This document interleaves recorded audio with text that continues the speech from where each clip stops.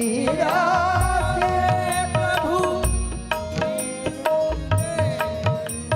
ओ मीरा की प्रभु पीर मिटेगी जद वेद सावरिया हो तेरी में तो प्रेम दीवानी मेरो दर्द न जाने को तेरी में तो प्रेम दीवानी मेरो दर्द न जाने को तेरी में तो प्रेम दीवानी मेरो दर्द न जाने दर्द न जाने दर्द न जाने को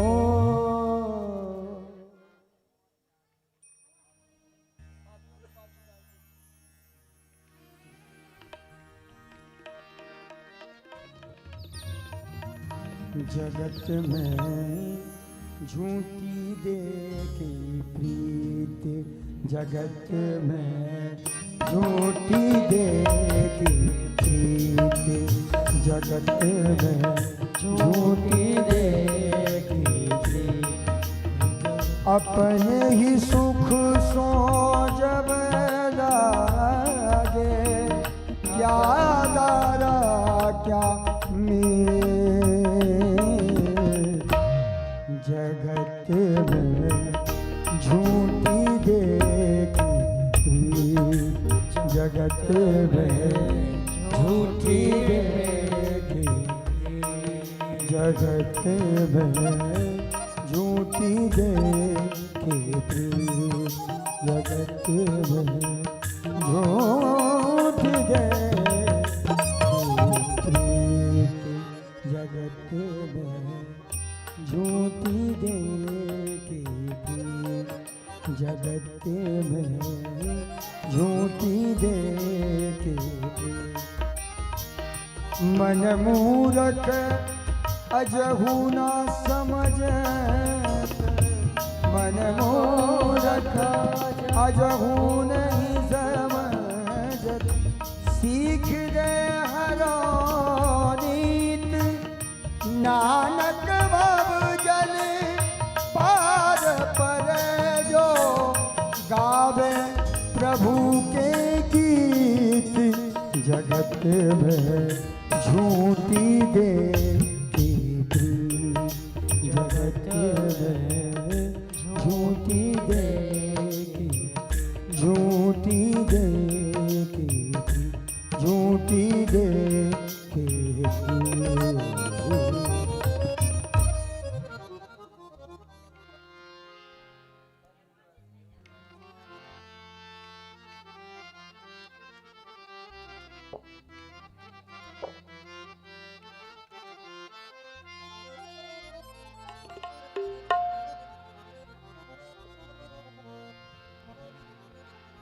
ओम चंद्रमा मनसो जात चचोः सूर्यो अजायत श्रोत्राद्वायुश्च प्राण च मुखादग्निरजायत। सभी अपने अपने स्थान पर खड़े हो जाएंगे आरती के लिए। श्री भागवत भगवान की है आरती पापियों को पाप से है तारती। श्री भागवत भगवान की है आरती पापियों को पाप से है तारती। ये अमर ग्रंथ ये मुक्ति पंथ ये पंचम वेद निराला नभ ज्योत जगाने वाला। ये अमर ग्रंथ ये मुक्ति पंथ ये पंचम वेद निराला नभ ज्योति जगाने वाला। हरि नाम यही हरि ध्यान यही हरि नाम यही हरि ध्यान यही जग के मंगल की आरती पापियों को पाप से है तारती। श्री भागवत भगवान की है आरती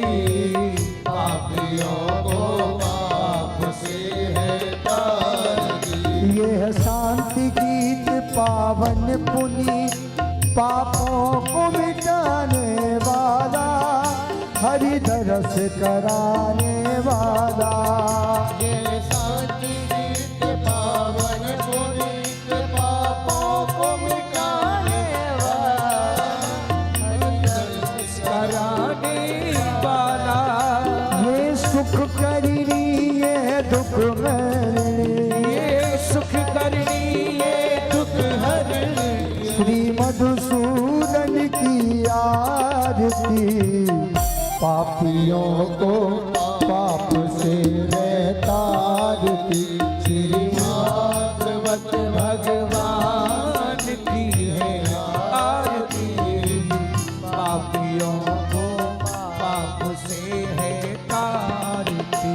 ये मधुर बोल जगबंद खोल, सन्मार्ग बताने वाला, बिगड़ी को बनाने वाला। ये मधुर बोल जगबंद खोल, सब यही श्री प्रभु महिमा की आरती।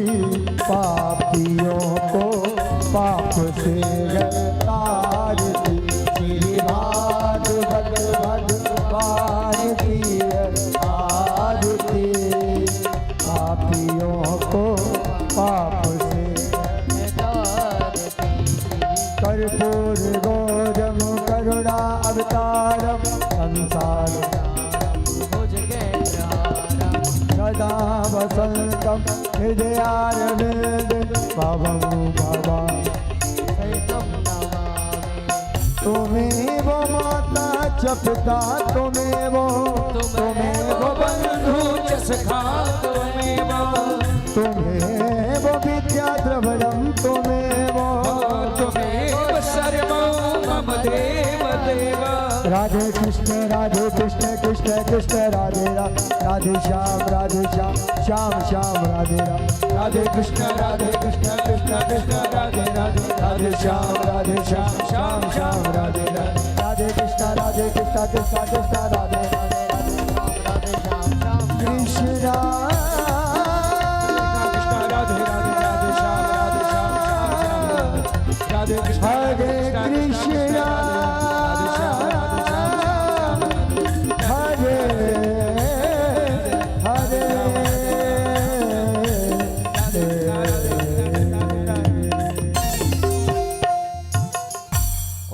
शीतलीकरणं देवादिवन्दनं मन्त्रपुष्पेतां जग्नेन जग्नमयजन्त देवस्तानि धर्माणि प्रथमान्या सन्नादेहनाकं महिमानः चचन्त यत्र पूर्वे साध्याः सन्ति देवाः। ॐ कान्तित्रताम्रचतिनन्दसारदिन्दोर् यत्रैकतो विलसितामसिताङ्गशोभां वृन्दावने कृतये मुनगाङ्गसाङ्गं राधा मुकुन्दयुगलं तदहं नमामि। नानासुगन्धि पुष्पाणि यथा कालोद्भवानि च पुष्पाञ्जलिमया दत्त गृहाण परमेश्वरा। ओम पुराण पुरुषोत्तमाय नमः। मंत्र पुष्पाञ्जलिं समर्पयामि। बोले भागवत भगवान की जय हो। बोले वृंदावन बिहारी लाल की, बोले व्यास जी महाराज की, बोले सुखदेव जी महाराज की, सत्य सनातन धर्म की जय जय श्री राधे, जय जय श्री राधेश्याम।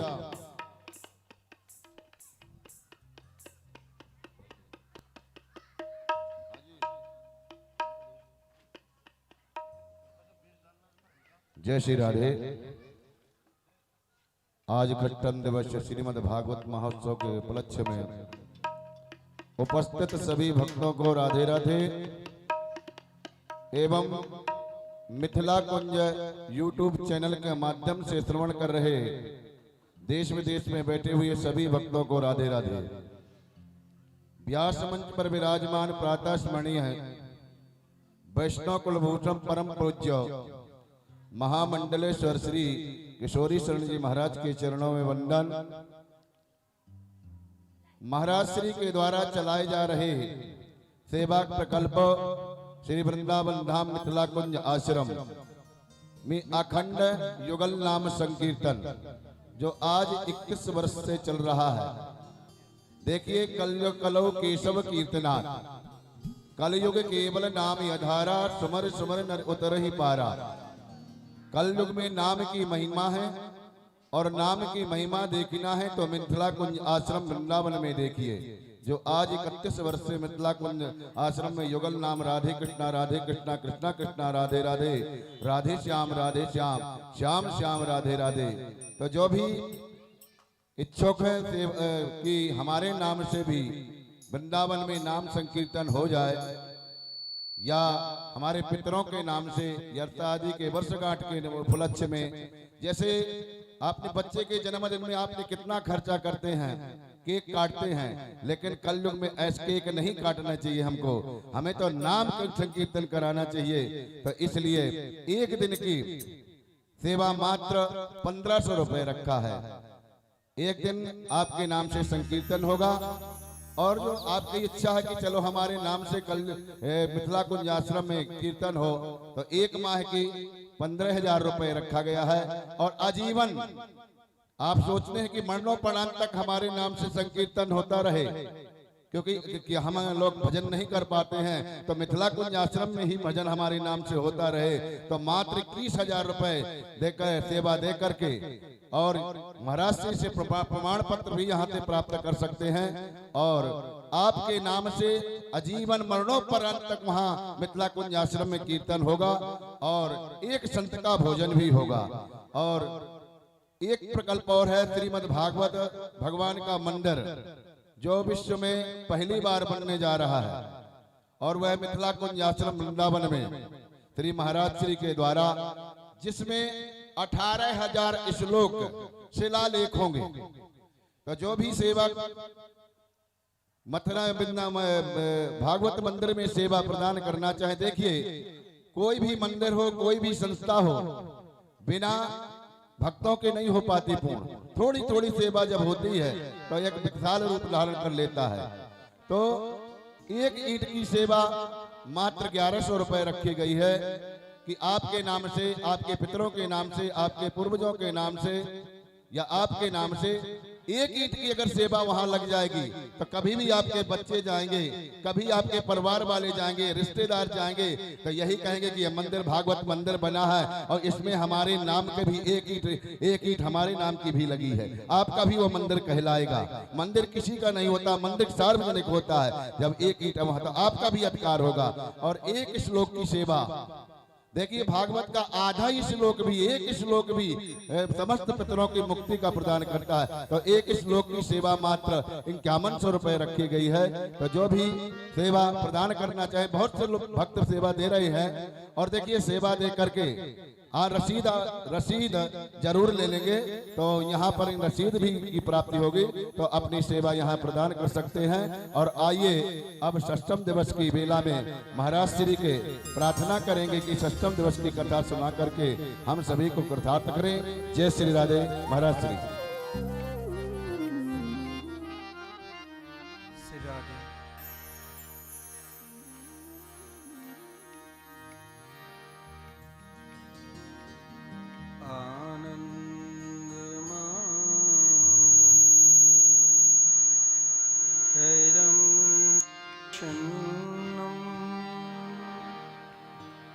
ज्ञान स्वरूपम निज भावयुक्तम योगीन्द्रमीड्यम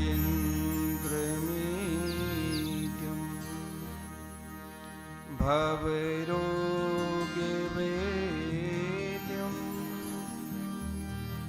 श्रीमद्गुरुं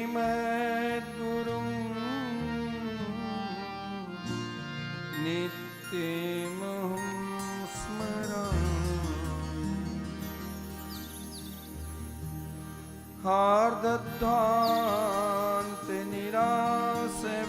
हार्दध्वान्तनिरासवासरमणिः विज्ञानवारानिधिः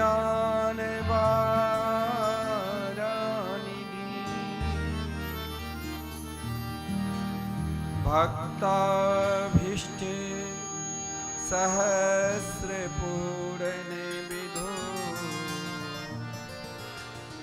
चैतन्यचिन्तामणि।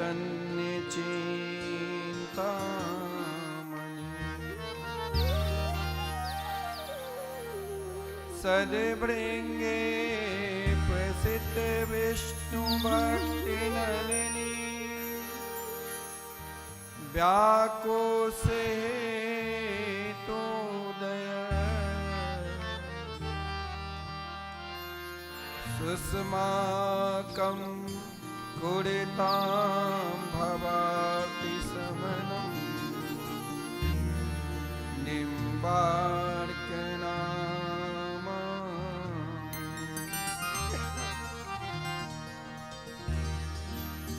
राधां कृष्ण स्वरूपां वे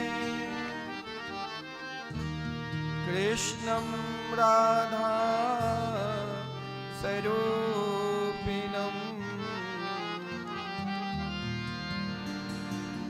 कैलात्मानं निकुञ्जस्थं गुरुरूपं सदा भजे। वाञ्छा कल्पतरुभ्यश्च कृपा सिन्धुभ्य एव च पतितानां पावनेभ्यो वैष्णवेभ्यो नमो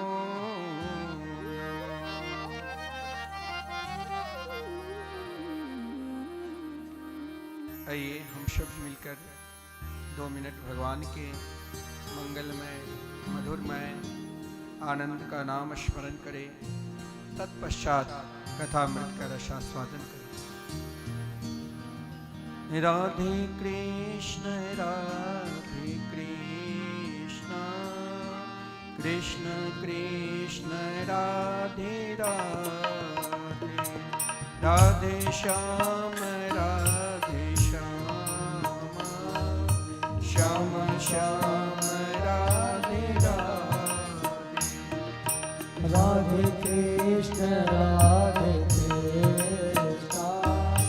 कृष्ण कृष्ण राधे राधे राधे श्याम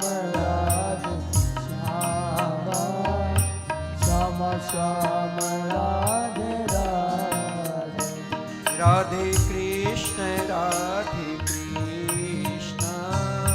कृष्ण कृष्ण राधे राधे राधे श्याम श्याम श्याम राधे राधे राधे कृष्ण राधे कृष्ण राधे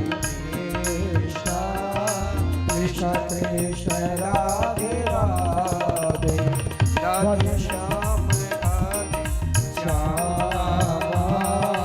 श्याम श्याम राधे राधे राधे कृष्ण जय जय श्री राधे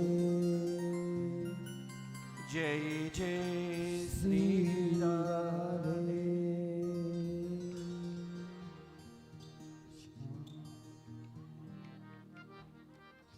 श्री राधे आनंद कंद स्वरूप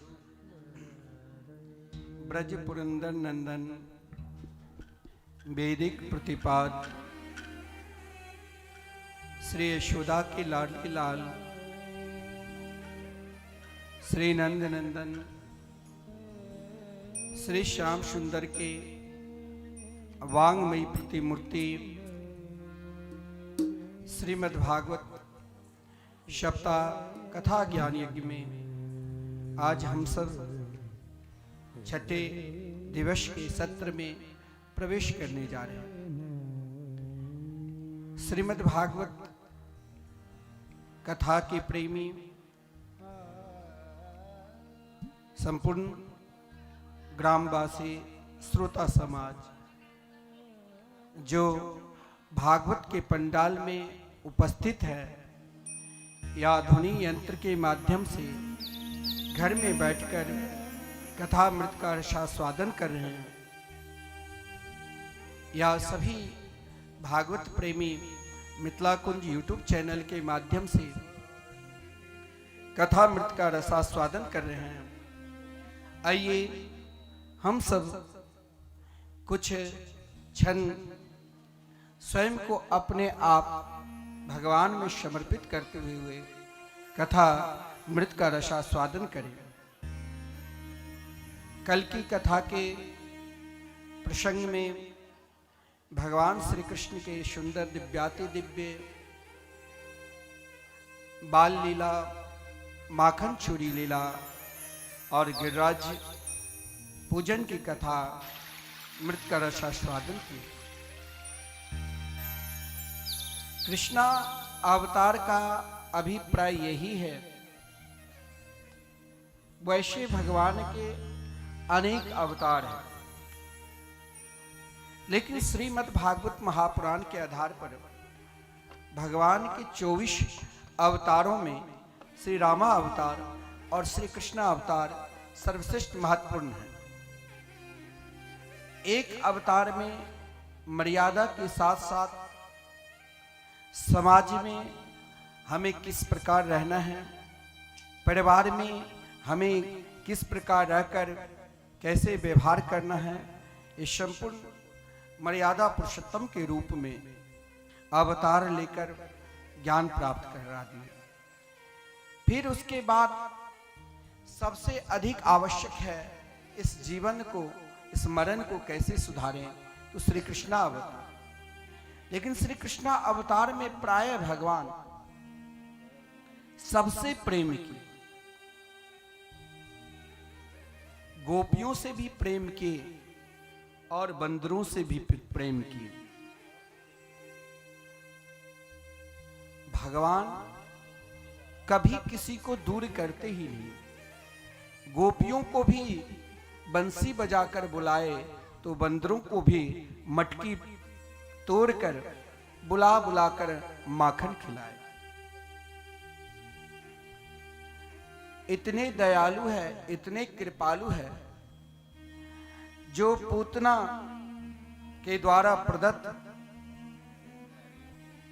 विष को भी पान किए दूध के स्वरूप मानकर और गौ की इच्छा पूर्ण करने के लिए कभी कभी उनके बछड़े बनकर भी दुग्ध पान किए।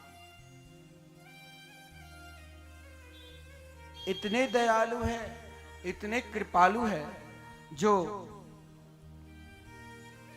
संपूर्ण जीव मात्र की इच्छा पूर्ति के लिए ब्रज में एक क्षण के लिए, एक पल के लिए ग्वाल वालों के झूठन भी खाए और ब्रह्मा जी जैसे श्रेष्ठ बुद्धिमान को मोह का भी भंग किया। इतने दयालु है, इतने कृपालु है, जो इंद्र के सर्वस्व देकर देवों की राजा इंद्र बनाए, लेकिन इंद्र के भी अभिमान दूर करने के लिए 7 दिन 7 रात्रि तक गिरिराज पर्वत अपने कनिष्ठ का उंगली पर उठाए। इतने दयालु है, इतने कृपालु है, जो संपूर्ण ब्रजवासियों को इच्छा प्रकट की, हे श्याम सुंदर, मैंने सुना आप भगवान हैं। क्योंकि नंद बाबा ने जब एकादशी व्रत किया और शास्त्र में कहा गया गंगा नदी को छोड़कर अन्य जितने भी नदियां हैं 10 बजे से लेकर 4 बजे तक नदी में प्रवेश करना वर्जित माना गया है। लेकिन नंद बाबा ने प्रवेश किया, जिस कारण वरुण लोग गए और वरुण लोक से अपने पिता को लाए। तो संपूर्ण ब्रजवासी ने कहा कि आप भगवान हैं, तो हमें जरा वैकुंठ धाम को भी दर्शन करा। संपूर्ण ब्रजवासियों को वैकुंठ धाम को भी दर्शन करा दिया। इससे अधिक कृपालु दयालु भगवान से भी अगर कोई दयालु हो तो सद्गुरु है। आदरणीय श्रीमान सुखदेव जी महाराज परीक्षित को माखन चोरी लीला और भगवान की महिमा को बता रहे थे, लेकिन कहां भगवान की ये महिमा जो 7 दिन तक गिरिराज पर्वत को अपनी कनिष्ठा उंगली पर स्वयं मानो इंद्र को ही भार दे दिया था और समस्त ब्रजवासी को पहचान भी करा दिए कि मैं ही वैकुंठनाथ हूं। परंतु आज समाज में हम स्वयं को आपस में बांट रहे हैं। तुम इस जाति को हो, तुम इस धर्म के हो, सबके अलग अलग पंथ में हम स्वयं दूर हो रहे हैं। सब अपने अपने जाति में महाराज उस चाशनी में डूबे हुए हैं और हम एक तरफ भगवान को भी मानते हैं। लेकिन श्री कृष्ण जब महाराष्ट्र के, तो महाराष्ट्र का अभिप्राय भी बड़ा विलक्षण है।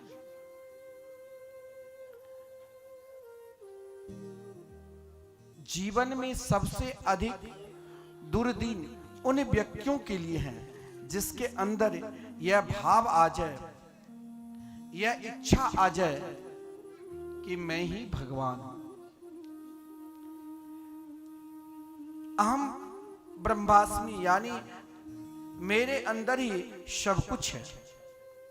परंतु भगवान देखिए उन गोपियों को स्वीकार किया। वहां यह नहीं कि कोई धर्म के ज्ञाता हो या कोई वीरांगना हो या कोई बहुत श्रेष्ठ धनवान हो या कोई बहुत दीन हो। श्री कृष्ण भक्ति के साथ भगवान ने कहा, अगर भगवान के भजन में मन न लगे तो कुछ दिन देवी की उपासना करो। देवी उपासना से क्या मिलेगा? उन गोपियों के अंदर जिनकी निष्ठा कोई जरूरी नहीं है, उन गोपियों ने कात्यायनी देवी की उपासना की, तब रास में प्रवेश मिला। देवी की उपासना किस उद्देश्य लेकर? क्योंकि जिस उद्देश्य लेकर वो उपासना कर रही थी, वो उद्देश्य तो पूर्व में ही उन गोपियों को प्राप्त हो चुकी थी, जिनके द्वार पे भगवान तनिक गोरस के लिए, छाछ के लिए उनकी आज्ञा मानकर नाचते थे। बड़े बड़े योगी यति सन्यासी अपने मंत्रों के द्वारा, अपने साधनों के द्वारा, वेद के ऋचाओं के द्वारा जिनकी आहुति करते हैं, पुकारते हैं, परंतु उन गोपियों की प्रेम के कारण कभी उनके झूठन भी खाते थे और कभी उनके साथ नृत्य भी करने लग जाते थे। फिर उन गोपियों ने क्यों देवी की उपासना की? उपासना तब तक करना चाहिए जब तक अपने आप को कभी यह नहीं कहना चाहिए कि हमने बहुत दान दिया। अपने आप को कभी यह भी नहीं कहना चाहिए हमने तो बहुत बड़े बड़े यज्ञ किए। अपने आप को कभी यह भी नहीं कहना चाहिए इस संसार में हमसे श्रेष्ठ कोई है ही नहीं, हम नित्य सत्कर्म करते हैं। लेकिन उन संपूर्ण सत्कर्म का फल उन गोपियों के हृदय में पूर्व ही प्राप्त हो चुके थे। फिर भी उन गोपियों के हृदय में वो प्रसन्नता नहीं थी जिस प्रसन्नता के लिए वो देवी कात्यायनी की उपासना की। हम सब कहते हैं कि भगवान के अंदर भेदभाव है।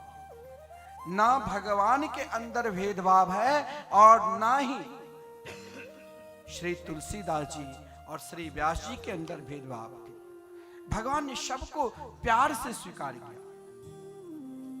चाहे उन गोपियों ने कात्यायनी देवी की भी उपासना की और भगवान ने उनके वस्त्र को चोरी किया, उस समय भगवान की अवस्था मात्र 6 वर्ष की और गोपियों की अवस्था 5 वर्ष की।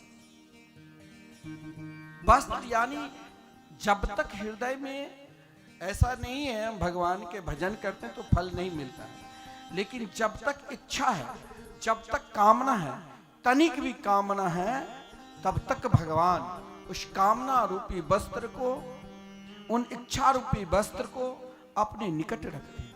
लेकिन जब उस कामना को त्याग करे, केवल जीवन में एक ही इच्छा, एक ही कामना रहेगी, कृष्ण दर्शन लालसा, तो हम भी उन गोपियों की तरह, जैसे उन गोपियों ने श्री कृष्ण की प्राप्ति के लिए, रास में प्रवेश के लिए सब प्रार्थना, भगवान सबको स्वीकार करते हैं। कौन वैष्णव है, कौन अवैष्णव है, कौन भक्त है, कौन अभक्त है, भगवान तो केवल यह देखते हैं इसके हृदय में क्या प्रेम है। इसीलिए वहां चारों प्रकार की ब्रजांगनाएं, ब्रज की गोपियों ने कहां समाज बांटा हुआ है धर्म में, हम स्वयं को बांट रहे हैं। जब उन गोपियों ने प्रार्थना की तो जिसे हम सबसे निम्न स्तर समझते हैं, कोई निम्न स्तर नहीं, जिसे हम सबसे छोटा समझते हैं, कोई छोटा नहीं, जिसे हम कहते हैं कि यह अन्य जाति है, वो भी नहीं, जो सबसे, जैसे सब तिरस्कार किए थे भगवान को, सबसे चारों वर्ण की कन्याओं ने प्रार्थना की कि हे श्याम सुंदर ते दास्य करवाम तवोदितम देही वाशाम से धर्मज्ञ नोचेद राज्ञा ब्रुवाम हे। भगवान सर्वप्रथम आपने सुना कि जब ग्वाल बालों के साथ भगवान एक साथ वनभोज कर रहे थे, उस समय जो सबसे छोटे थे उनको सबसे अपने निकट रखा, और जो सबसे बड़े हैं उसे सबसे दूर कर गए। भगवान के पास जाना है, अपने आप छोटे बनकर जाओ। और यहाँ भगवान हम जिसे छोटे समझते हैं कि ये मेरे पास बैठने लायक नहीं है, उन महाराज कन्याओं ने, उन गोपियों ने सर्वप्रथम कहा श्याम सुंदर ते दास्य, हे श्याम सुंदर हम आपके दासी हैं। वैश्य कन्याओं ने भी कहा करवाम तबोदितम, हे धर्म हम केवल आपसे मांग सकते हैं। वहां विप्र कन्याओं ने भी कहा देही भाषाम से धर्मज्ञ, हे धर्म के ज्ञाता, आप तो सब कुछ जानते हैं, मेरे जीवन में तो केवल आप हैं। और क्षत्रिय कन्याओं ने भी कहा नोचेत राज्ञा ब्रुभा में है, अगर आप नहीं दोगे तो हम सीधे नंद बाबा के पास जाकर शिकायत करेंगे। उन कन्याओं जो हेमंत ऋतु में कठोर साधना की, आज उन साधना के, अगर आप अपने जीवन में कोई भी साधना करते हो, जैसे मानो आप कथा सुनने के लिए आए हो, कथा श्रवण कर रहे हो, तो इसका फल भी जरूर मिलेगा। भगवान के रास करने का अभिप्राय ही यही है। भगवान ने 2 बार रास और 2 ही बार, वैसे भगवान अनंत बार उन गोपियों के अपने दिव्याति दिव्य लीला को दर्शन कराते हुए स्वयं रास कहते हैं। लेकिन भगवान के महत्वपूर्ण जो रास के वर्णन है श्रीमद् भागवत महापुराण में 5 अध्याय में इसे रास पंचाध्याय भी कहा गया। इस शरीर में जैसे सर्वश्रेष्ठ हृदय है, और हृदय में भी सर्वश्रेष्ठ क्या है? प्राण। ये 5 प्राण है। यहां श्री कृष्ण ने, आप कहोगे कि हम भगवान को ही बार बार देते हैं या भगवान के लिए ही मन बनाते हैं, तो वो मेरे ऊपर कृपा क्यों नहीं करते हैं? लेकिन रास में भगवान ने एक बार जब श्री कृष्ण बंसी को बजाए तो महाराज चाहे उन बंसी को, धुन को सुनकर, उन बांसुरी के धुन को सुनकर ब्रह्मा जी वेद भूल गए, शंकर जी ध्यान भूल गए, एक बार बांसुरी बजाकर सभी को अपने तरफ आकर्षण कर लिया। और एक बार जब बांसुरी बजाए, आकर्षण में जिनकी इच्छा और कामना थी कि केवल मुझे श्री कृष्ण से ही मिलना है, तो 2 बार बंसी को बजाए। एक बार संपूर्ण देवता भी मोहित होकर कृष्ण की ओर दौड़े। बांसुरी बजाए आज रंग सो मुरारे, बांसुरी बजाए आज रंग सो मुरारे, बांसुरी बजाए आज रंग सो मुरारे, बांसुरी बजाए आज रंग सो मुरारे, बांसुरी बजाए आज रंग सो मुरारे,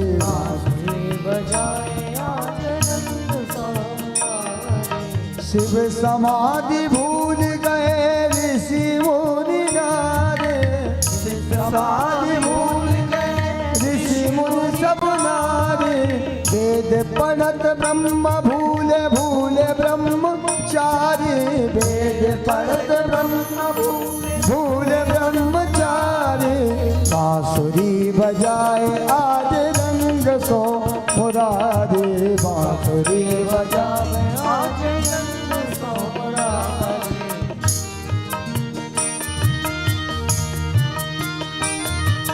रंब समतार भूल भूल नृत्यकारी, रंब समतार भूल भूल नृत्यकारी, जमुना जले उलझ गई शोभा आज भारी, जमुना जले उलझ गई शोभा आज भारी, बांसुरी बजाए आज रंग सो मुरारी, बांसुरी बजाए आज रंग सो मुरारी। गामा पानी सा गामा पा गामा रे नी पा मा पा गामा गा रे सा गामा पा।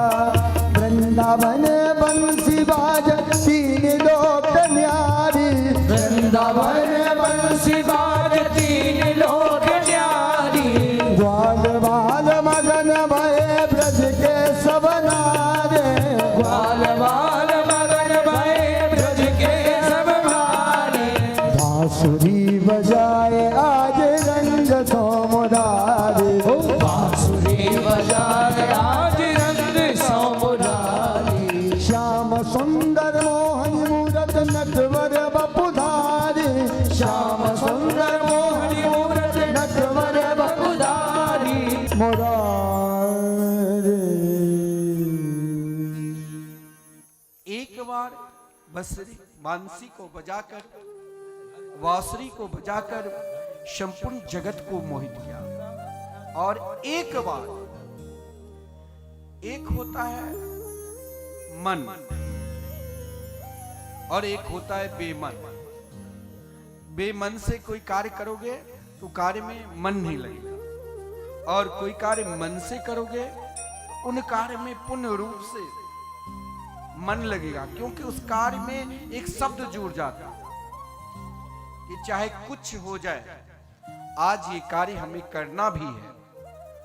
आज भगवान भी उन कार्य के लिए स्वयं को अपने आप मन बनाए। आदरणीय श्रीमान सुखदेव जी वर्णन करते हैं, आज भगवान के एक दिन का कार्य नहीं, आज भगवान परमात्मा के एक रूप का कार्य नहीं। आज तक परमात्मा ने जितने ही रूप लिया है और जितने ही अवतार लिए हैं, उन अवतारों में प्रायः आज तक जितने भी भक्त हैं, उन भक्तों में जिन भक्तों को परमात्मा के सुंदर रूप माधुरी के देखकर, जिन भक्तों की उनकी रूप माधुरी की देखकर जो उनसे मिलने की लालसा हुई है, तो भगवान ने आज उन भक्तों के लिए ही सोचा ऐसा कौन सा कार्य करूं। भक्त अनेक है, लेकिन उन संपूर्ण जगत जीव मात्र की इच्छा केवल कृष्ण दर्शन लालसा की है। आज उन इच्छा पूर्ति के लिए चाहे वो भगवान देखिए सभी को स्वीकार करते हैं। मैं पहले ही कहा, मत्स्य कन्याओं को, कच्छप कन्याओं को, कत्यानी देवी की जो उपासना की उन गोपियों को, वेदों की ऋचाओं को, स्वयं राधा रानी के रोमगढ़ से प्रकट अनेक ब्रजांगना हैं, उन गोपियों की इच्छा, सबकी इच्छा है एक बार हम सब एक हो। एक होने के लिए भगवान को भी रस को प्राप्त करना होगा। मानता हूं वो रसो वैसा है, लेकिन रस तो उनके हर कार्य में। हम एक लोटा जल भी चढ़ाते हैं, वो भी वो रस से स्वीकार करते हैं। हम भोग मन से भी बनाते हैं, उससे भी वो स्वीकार करते हैं। हम बेमन से भी देते हैं, उससे भी वो स्वीकार करते हैं। और हम द्रौपदी की तरह पुकार कर यदि समर्पित करते हैं, उससे भी स्वीकार करते हैं। लेकिन उन समस्त स्वीकारों का फल भगवान ने उनको गोपियों के रूप में दी। गोपी कोई स्त्री नहीं, कोई पुरुष नहीं, गोपी जिसके जीवन में एकमात्र परमात्मा है। गोभी इंद्रिय जो अपने संपूर्ण इंद्रियों के द्वारा, गोभी इंद्रिय कृष्ण रसम पिबती इति गोपी, जिसके जीवन में चाहे घर के कार्य भी करना है तो कृष्ण के याद के लिए, भोजन भी बनाना है कृष्ण के लिए, दूध भी निकालना है श्री कृष्ण के लिए, संपूर्ण जगत के व्यवहारिक कार्य भी करे तो परमात्मा को समर्पित कर दे। उन गोपियों की इच्छा एकमात्र ही होती है श्री कृष्ण से मिल। आज आदरणीय श्रीमान सुखदेव जी ने वर्णन किया कि शरद पूर्णिमा की रात्रि, वैसे तो रात्रि दिन के बाद रात्रि आती है, लेकिन शरद पूर्णिमा की रात्रि में संपूर्ण ऋतुओं के फल पुष्प आज यमुना के तट पर उपस्थित है। किस लिए? आज श्री कृष्ण नित्य रास करेंगे।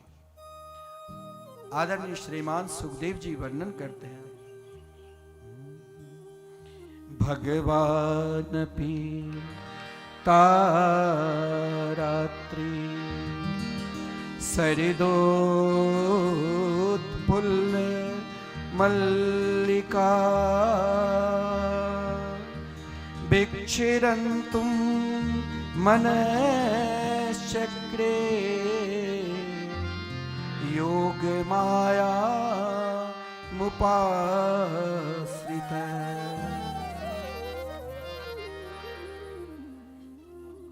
अस्तर व्यक्ति स्वयं को अपने आप में खोजता है कि हम क्या बोल रहे हैं, हम क्या कर रहे हैं, हम क्या सोच रहे हैं। लेकिन आज श्री कृष्ण पूर्ण रूप से उस रस में डूबकर यमुना के किनारे बंसी बट के सहारे, आज श्री कृष्ण जिन बंसी को सदा अपने निकट रखा, आज वंशी को ही सर्वप्रथम कहा कि मुझे जो कार्य करना है उसके लिए रात्रि भी एक दो रात्रि का आज तेज नहीं है, संपूर्ण रात्रियों की तेज है। यमुना के दिव्याति दिव्य बंसी बजाकर यमुना की लहर में वो तरंग उत्पन्न कर दिया, मानो आज यमुना की लहर में भी समुद्र की छटा, कहीं न कहीं समुद्र भी अपने आप जो छुपा कर रखा था, मोती हीरा जवाहर संपूर्ण उन बालुका पर बिछा दिया।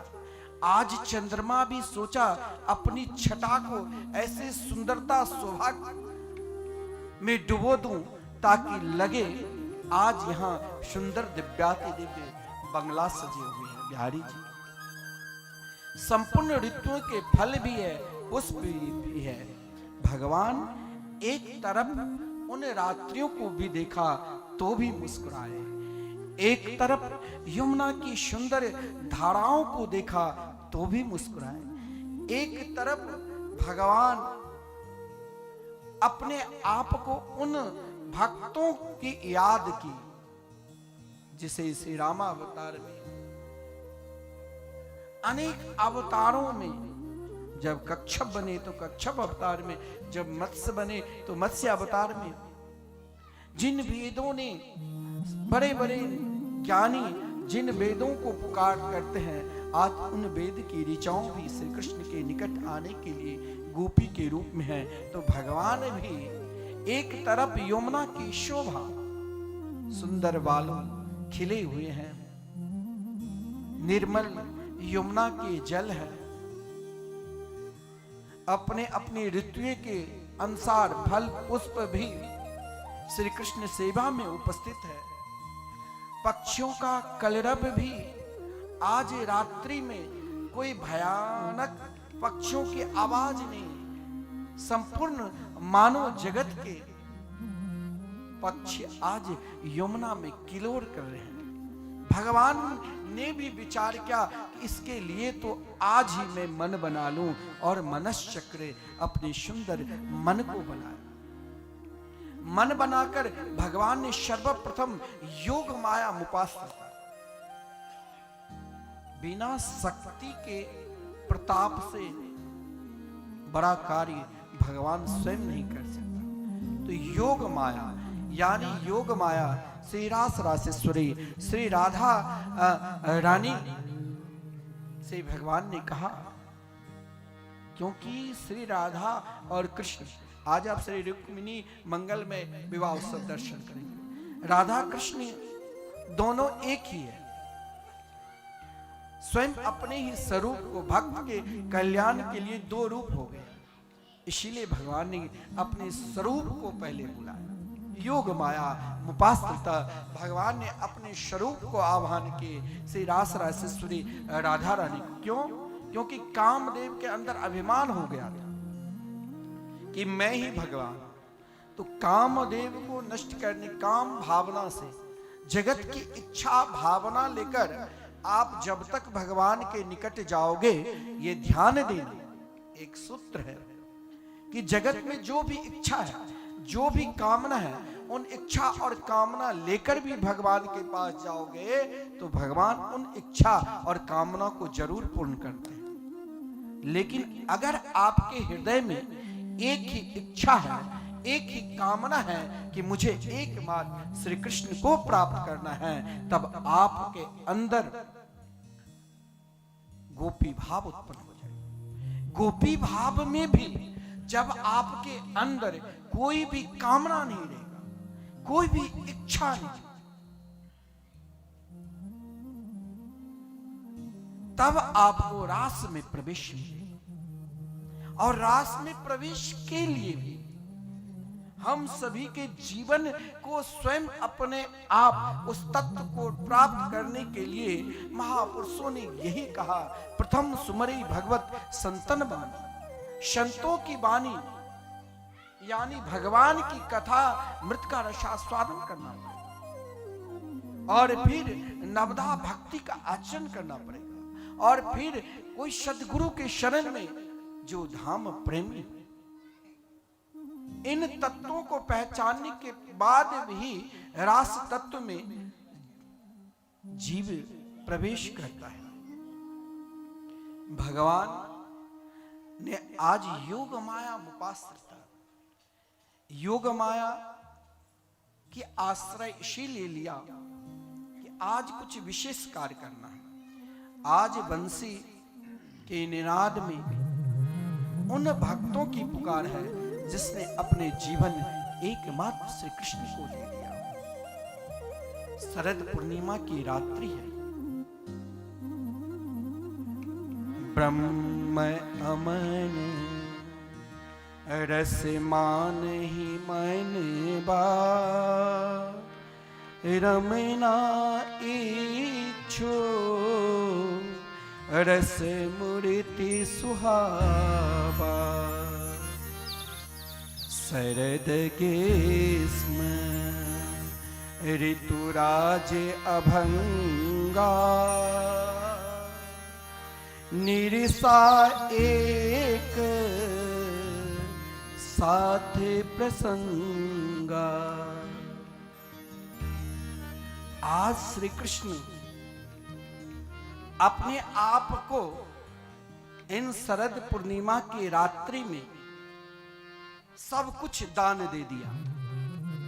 अगर श्री कृष्ण के अंदर भी इच्छा होती तो कुछ वो भाव, वो रसत्व भाव शायद जगत को नहीं मिलते, शायद रसिकों को नहीं मिलते। इसीलिए भगवान ने सोचा कि भाई लोग सोचते हैं कि हमें भी गोदान करना है।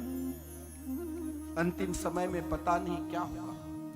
वृंदावन में आकर आश्रम में कई जगह गोदान करते हैं। लोगों की इच्छा होती है हम भी अपने जीते ही अपना भंडारा करें, अन्नदान करते हैं। लोगों की इच्छा कई प्रकार, वस्त्र दान, शिक्षा दान। लेकिन भगवान ने सोचा कि अगर, क्योंकि वो भगवान भी कभी कभी चंचल हो जाता, मैया यशोदा के पास स्वयं माखन की कमी नहीं, फिर भी गोपियों के घर में जाकर माखन चोरी करते। भगवान ने कहा अब तो मुझे रास करना है, तो पहले दान दूं। किससे दान दूं? समय भी, मुहूर्त भी बड़ा सुंदर है, क्योंकि कोई कार्य क्या जाता है शुभ कार्य तो मुहूर्त देखकर। समय भी बहुत सुंदर है, शरद पूर्णिमा की रात्रि है, संपूर्ण पक्षी सब के सब के हृदय में रमन करने की इच्छा है। ऋतु भी अनुकूल है, वातावरण भी अनुकूल है। आज भगवान ने अपना सर्वस्व दान दे दिया। किसे? तो योग माया मुपास्त्र। योग माया क्या है? भगवान की बंसी। और कहा मैंने जो दान दिया है ना, अब आप इस दान का फल अब आप जानो, आपका काम जाने। मैं तो आज आपको सर्वस्व देकर केवल एक ही प्रार्थना कि उन गोपियों को मेरे निकट बुलाना जिसके अंदर न धर्म, अर्थ, काम, मोक्ष कोई पुरुषार्थ ही न बने। एक ही पुरुषार्थ रहे, कृष्ण दर्शन लाभ। क्योंकि मैंने तो अब सब कुछ दान दे दिया। बंसी ने सोचा कन्हैया अब तो आपने मुझे सब कुछ दान दे दिया, क्योंकि आप स्वयं कर्तुम अकर्तुम अन्यथा कर्तुम में सर्वसमर्थ है। तो अब आपने मुझे सब कुछ दिया तो मेरा भी कर्तव्य है। आप जैसे पंडित जी नहीं बोलते हैं कि श्री धाम वृंदावन में लगातार 31 वर्ष से संकीर्तन चल रहे हैं, आपका एक दिन का भी वहां पर दान, कभी भी आप जाओगे वहां जो मैनेजर है तो उसे कहोगे ये एक दिन यहां पर मेरा भी कीर्तन है। और जब आप उन कीर्तनों को देखोगे तो आपकी इच्छा होगी एक दिन क्या मैं जीवन पर्यंत करूं, प्रसन्नता होगी। भागवत मंदिर विश्व में कहीं है ही नहीं। कथा करने वाले गांव-गांव में मिल जाएंगे, चौक चौराहा पर मिल जाते हैं आजकल, कमी नहीं है। लेकिन जिन भागवत को हम पूजा नित्य करते हैं उनके मंदिर भी जगत में, विश्व में कहीं नहीं। और ये भागवत मंदिर समय लगेगा, ऐसा नहीं हम तो बहुत बड़े धनवान भी नहीं, समय लगेगा। लेकिन एक दिन जब आप वृंदावन धाम में, आपका आश्रम जो मिथिला कुंज है उन स्थान पर है जहां पर भगवान ने गोपियों को केवल दृढ़ता, विश्वास का उपदेश दिया था। उनके आसपास में प्राय जितने भी महात्मा होंगे ना, वो बहुत सरल, सीधा, अटल बने। एक विश्वास है हम तो भजन करने के लिए आए। और उन स्थान में से वो आश्रम जहां हमारे पूज्य गुरुदेव जैसे महापुरुष निरंतर भजन में और भजन पे ही जिनको विश्वास है। तो कहने का तात्पर्य भगवान ने विश्वास आज बंसी में दे दिया। सबसे प्रिय मैंने तुम्हारी परीक्षा ले ली। जब मैंने गोचारण करने वक्त एक बार बजाया तो संपूर्ण जगत को तुम वहीं रोक दिए। यमुना की धारा बह रही थी, धारा रुक चुके, आप कल श्रवण कर चुके। आज भगवान ने वृंदावन की शोभा को देखकर महापुरुष लोग वर्णन करते हैं। विपिन राजे झुमती फूले बाई, कुमुद कुंद कलि बिकच सुहाई, शरद सुहाग मुदित बन बेली, अरुण चंद्र छवि फुलित चमेली। आज उन शोभा को देखकर भगवान ने सबसे प्रिय अपने बंसी को हाथ में लिया और बंसी को हाथ में लेकर उन गोपियों को बुलाया जिन गोपियों ने अपने जीवन में सर्वस्व त्याग दिया और वो स्वर भेजा। निशम्य गीतम तदनंग वर्धनम ब्रज स्त्रिय कृष्ण गृहीत मानसा, आजगमुमन्यो न्यमल छितोद्यमा, सयत्र कांतो जबलोल कुंडला। यहाँ भगवान आज बंसी में वो स्वर दे दिया, वो स्वर दे दिया जिन स्वर में केवल स्वर नहीं, आवाज और पुकार दोनों था। उन स्वर में आवाज क्या था? तो भगवान ने उन गोपियों को जगाया जो चैन से सो भी नहीं पाते। क्यों नहीं सो पाते? जिसे श्री कृष्ण ने वचन दिया था, एक दिन हम जरूर अपने निकट बुलाए। रास में आने के जिसे न्योता दिया था, उसने ऐसा नहीं है जो धर्म नहीं किया, उसने ऐसा नहीं है जो कामना को नहीं भोगा, उसने ऐसा नहीं है जो अर्थ का उपार्जन नहीं किया, और उसने ऐसा भी नहीं है जिसने अपने जीवन में साधना भी नहीं किया। लेकिन आज उसने अपने लिए सर्वस्व त्याग दिया। अपने लिए क्यों? क्योंकि आज जो चाहिए सो उसे मिल गया। कौन चाहिए? तो श्री कृष्ण चाहिए। किस लिए चाहिए? कि हम दोनों एक थे, एक साथ रहेंगे।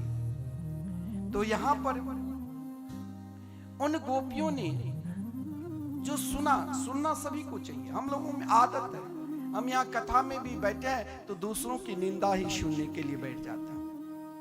घर पर समय नहीं तो चलो बढ़िया कथा श्री परशुराम जी के यहाँ कथा हो रही है, चलो वहां पर बात करते हैं। लेकिन वहां एक ही आवाज, एक ही कान में धुन, वो क्या? तो श्याम सुंदर की बंसी। श्याम सुंदर की बंसी के सिवा उन गोपियों को कुछ सुनाई ही नहीं। उनके लिए श्री कृष्ण ही तन है, श्री कृष्ण ही मन है, और श्री कृष्ण ही धन है, और सर्वस्व श्री कृष्ण में ही समर्पित कर दिया है। उन गोपियों ने जब सुना, सुनत बंसी धुनि चली ब्रज नारी, सुमरि श्याम प्रिय सब ही बिसारी। आज जब उन गोपियों ने बंसी की धुनी सुना तो जीवन में देखिए कोई नहीं समय पर उसे पूछेगा।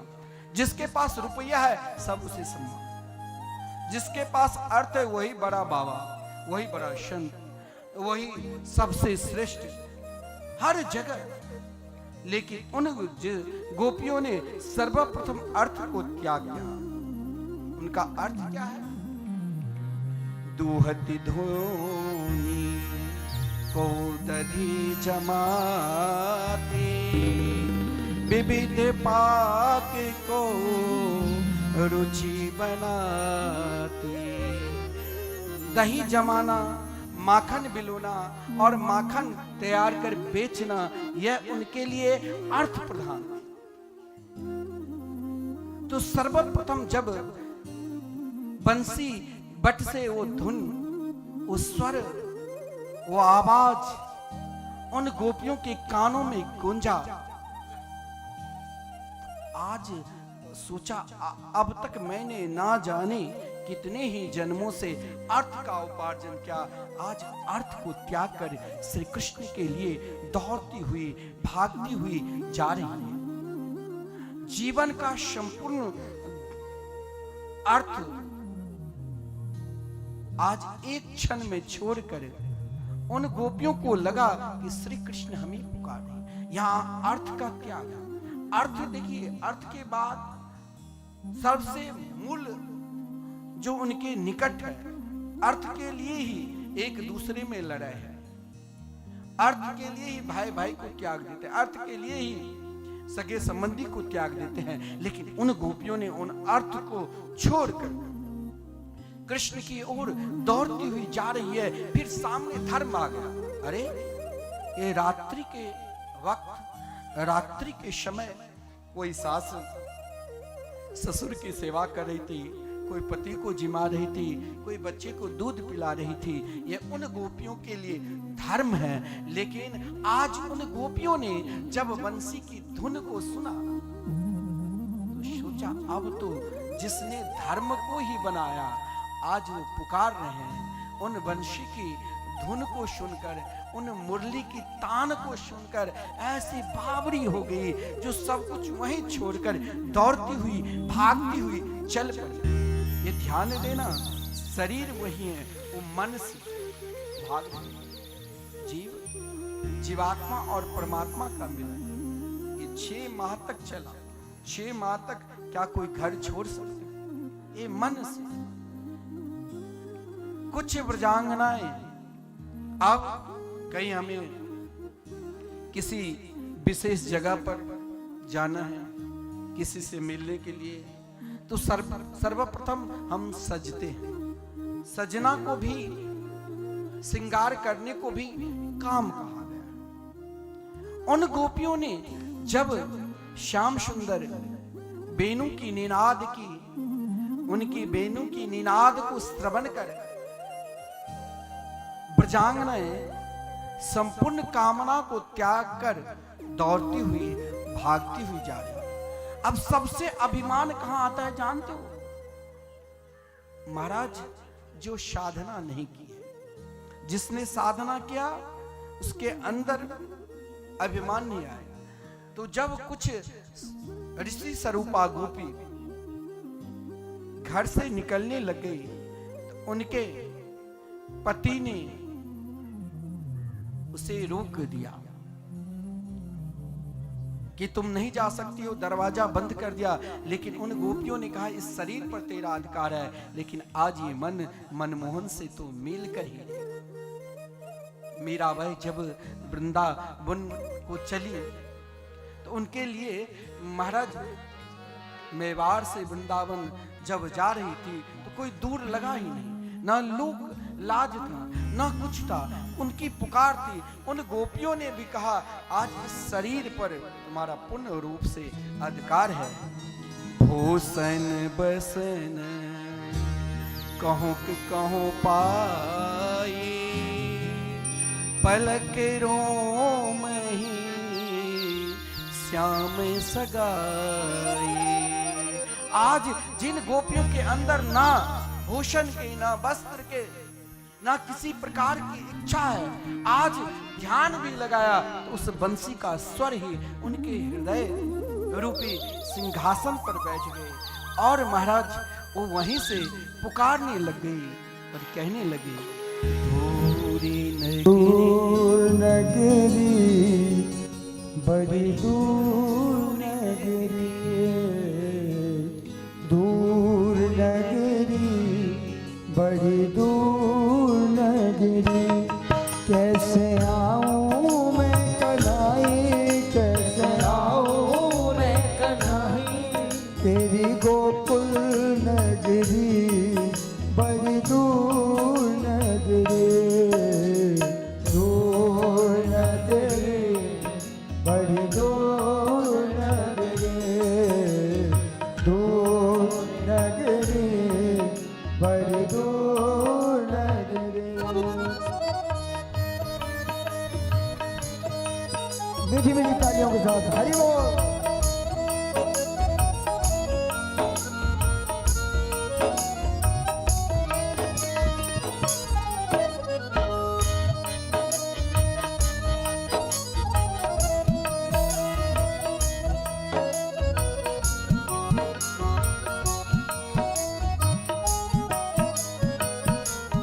हो रात को आऊं कान्हा डर मोह लागे, रात को आऊं कान्हा डर मोह लागे, रात को आऊं कान्हा डर मोह लागे, रात को आऊं कान्हा डर मोह लागे।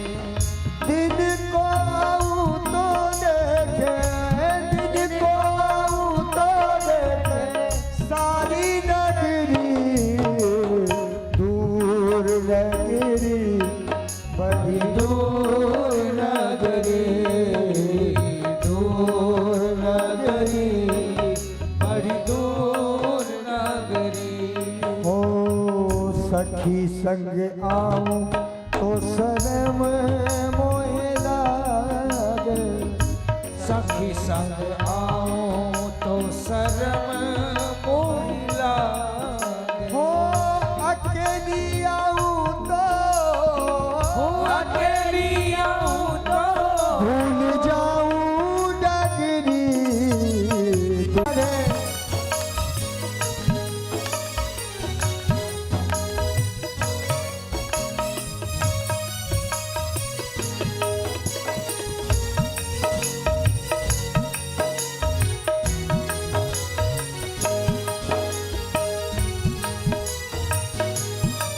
हो धीरे धीरे चलूं तो कमर मोरी लचके, धीरे धीरे चलूं तो कमर मोरी लचके। हो झटपट चलूं तो, हो झटपट चलूं तो छलकाएगा गिरी, दूर नगरी, बड़ी दूर नगरी, हो दूर नगरी, बड़ी दूर नगरी।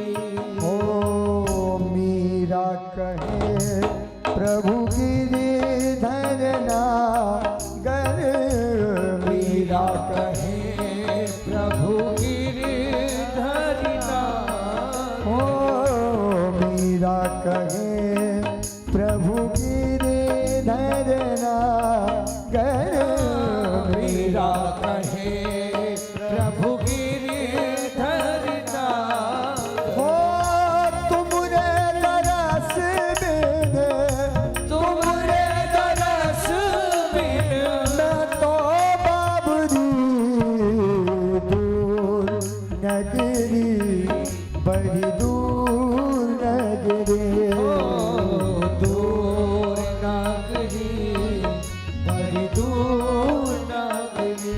हो कैसे आऊं मैं कन्हई, कैसे आऊं मैं कन्हई, तेरी गोकुल नगरी, बड़ी दूर नगरी, दूर नगरी, बड़ी दूर नगरी, दूर नगरी, बड़ी दूर नगरी। केवल केवल विश्वास होना चाहिए। यहां उन गोपियों की निष्ठा को देखकर महाराज परीक्षित जी ने आदरणीय श्रीमान सुखदेव जी से प्रश्न भी किया, क्या इस भाव लेकर उन गोपियों को जाना चाहिए? उन गोपियों के अंदर भाव क्या है? वृंदावन के ऋषिकों ने कहा, प्रगट ब्रह्म हरि अगिन प्रमाणा, को भाव भजो एक समाना, कांत भाव ते भवन कैसे, गाणी देते चैदिगति जैसे।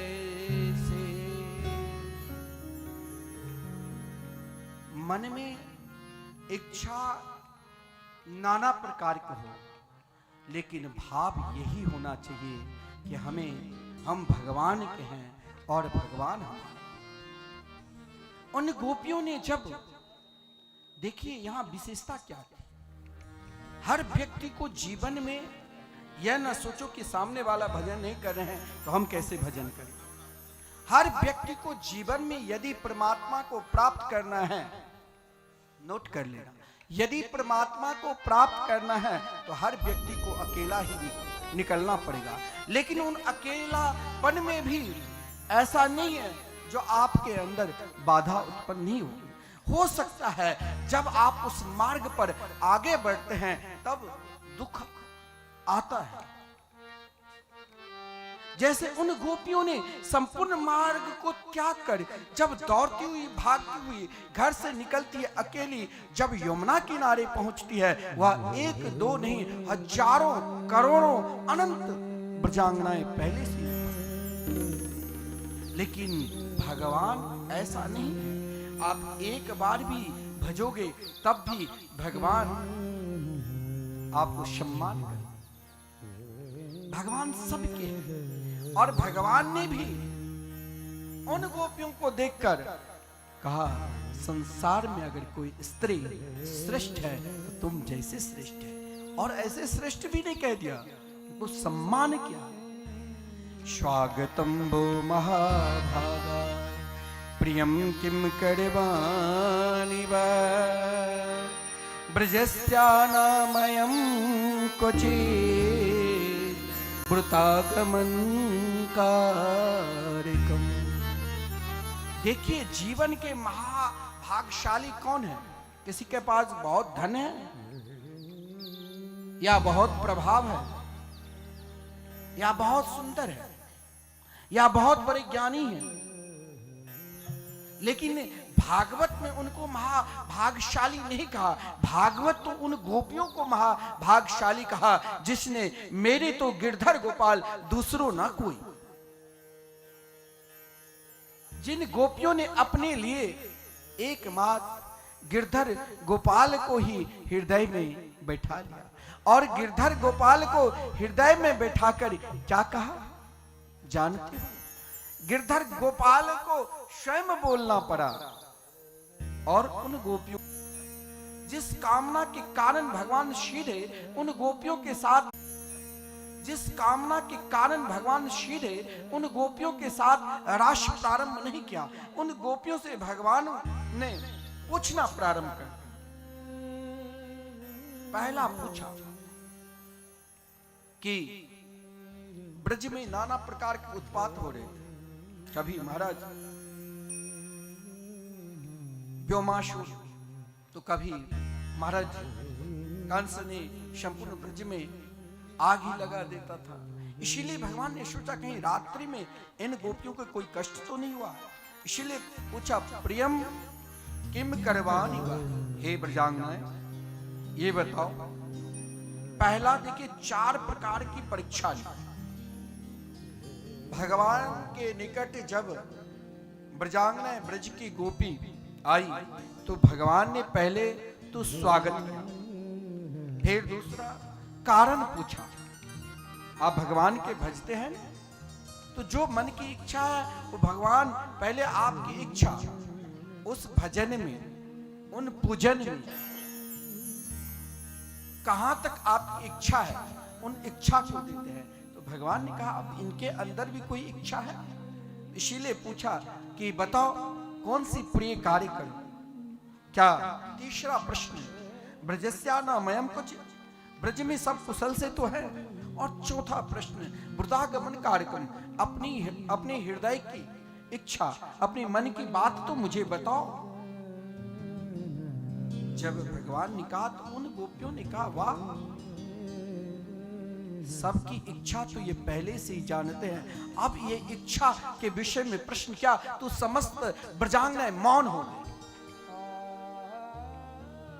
जिस चीज के ज्ञान ना हो उस चीज के ऊपर अधिक व्याख्या भी नहीं देना चाहिए, इसीलिए ब्रजांगनाएं सब के सब मौन हो गई। और जब मौन हो गई तो भगवान को ही बोलना पड़ा।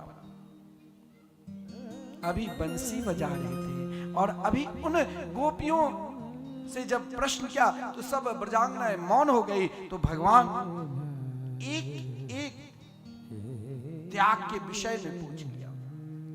पहला कि तुमने अपने धर्म को क्यों त्यागा, अगर त्यागा आ ही गई तो रजन्यशा घोर रूपा घोर सत्व निषेविता, इस प्रकार रात्रि में अकेली ही स्त्री को नहीं आना चाहिए, तुम सबके सब लौट जाओ। तुम सबके माता पिता पुत्र पति सगे संबंधी सबके सब ढूंढते होंगे। हे गोपी, हे ब्रजांगनाएं, तुम सबकी सब लौट जाओ। देखिए भगवान ने धर्म के विषय में, जहां धर्म अर्थ काम मोक्ष चारों पुरुषार्थ को त्याग कर एकमात्र कृष्ण दर्शन लालसा और कामना लेकर दौड़ती हुई आई, वहां भगवान ने पहले धर्म में ही जोड़ दिया। और यहां तक कहा स्त्री के लिए तो श्रेष्ठ धर्म यही है जो सर्वप्रथम जिस पति को वरण किया उनमें ही सर्वस्व दे, चाहे वो कैसे भी हो, दुशीलो दुर्भगो वृद्धो जडो रोग्यो धनो पीवा। एक दो ने कहा, दुशील हो, चरित्रहीन हो, भागहीन हो, वृद्ध हो, जड़ के समान हो। जड़ता उसे कहा गया है मंदा सुमंद मत्यो मंद भाग्या दुर्ता, जो कोई काम के ना हो, रोगी हो, फिर भी एक ही जगह हम ब्रह्म को प्राप्त कर सकते हैं, वो ब्रह्म घर में भी है। लेकिन उन गोपियों ने जब सुना श्री कृष्ण के वचन तब भी नहीं घबराए। फिर आगे भगवान ने कहा कि अब मैं इन गोपियों से और क्या पूछूं। बोले तुम अब बताओ, मेरे को दर्शन करने के लिए आई।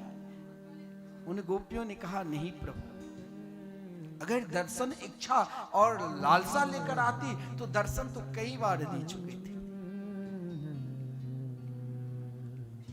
तब भगवान ने उन गोपियों से कहा तो किस लिए आया। अब यहां ब्रजांगनाएं भगवान बार बार कभी धर्म के विषय में, कभी अर्थ के विषय में, कभी कामना के विषय में और कभी मोक्ष धर्म के विषय में भी उपदेश देना प्रारंभ कर दिए। जब भगवान ने इस प्रकार उन गोपियों को उपदेश दिया, उन गोपियों ने मौन हो गई। एक बात ध्यान देना, अगर आप कुछ नहीं जानते तो बक बक भी ज्यादा नहीं करना चाहिए। उन गोपी मौन होकर अब कुछ नहीं सुहाए, श्रृंगार भी भूल गई, उत्साह लेकर जो आई थी वो भी उत्साह भी भूल गई। और महाराज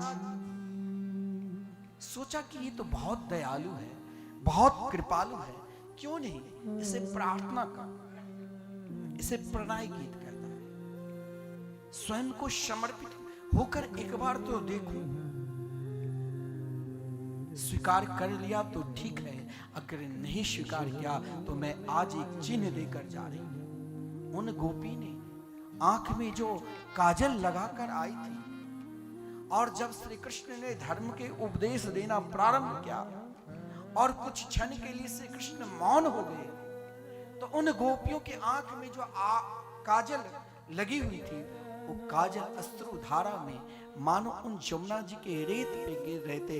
मानो श्री कृष्ण से प्रार्थना की, यदि मेरी प्रार्थना में कहीं भी भाव हो तो आप मुझे स्वीकार करना, नहीं तो मैं वचन देती हूं कि मैं 3 चिन्ह लेकर जा रही हूं कि मैं यमुना जी में समा जाऊं। लेकिन पहले प्रार्थना उन गोपी ने की। मैबम विभोर्हति भवान् गदितुं नृशंसम् शन्त्यज्य सर्व विषयान् तब पादमूलम् भक्ता भजस्व दुर्भग्रह मां त्यजस्मान् देवो यथा दिपुरुषो भजते मुमुक्षु। कभी कन्हैया को कनुआ कहकर पुकारती थी, कभी उन गोपियों ने प्यार से कृष्ण भी नहीं कहा, तू तेरा करके बोलती थी। आज जब श्री कृष्ण ने उन्हें धर्म अर्थ काम मोक्ष सब कुछ सिखा दिया, उन गोपियों ने कहा हम इससे ऊपर उठना चाहते हैं, मेरे जीवन में वो पराभक्ति चाहिए, वो माधुरी भक्ति चाहिए, जहां फिर मुझे कहीं भी मैं देखूं तो मुझे दुनिया दिखाई न दे, मुझे तो केवल एक बात, हे गिरधर गोपाल, हे श्याम सुंदर, केवल केवल मैं आपके ही दिव्य छवि को दर्शन करूं।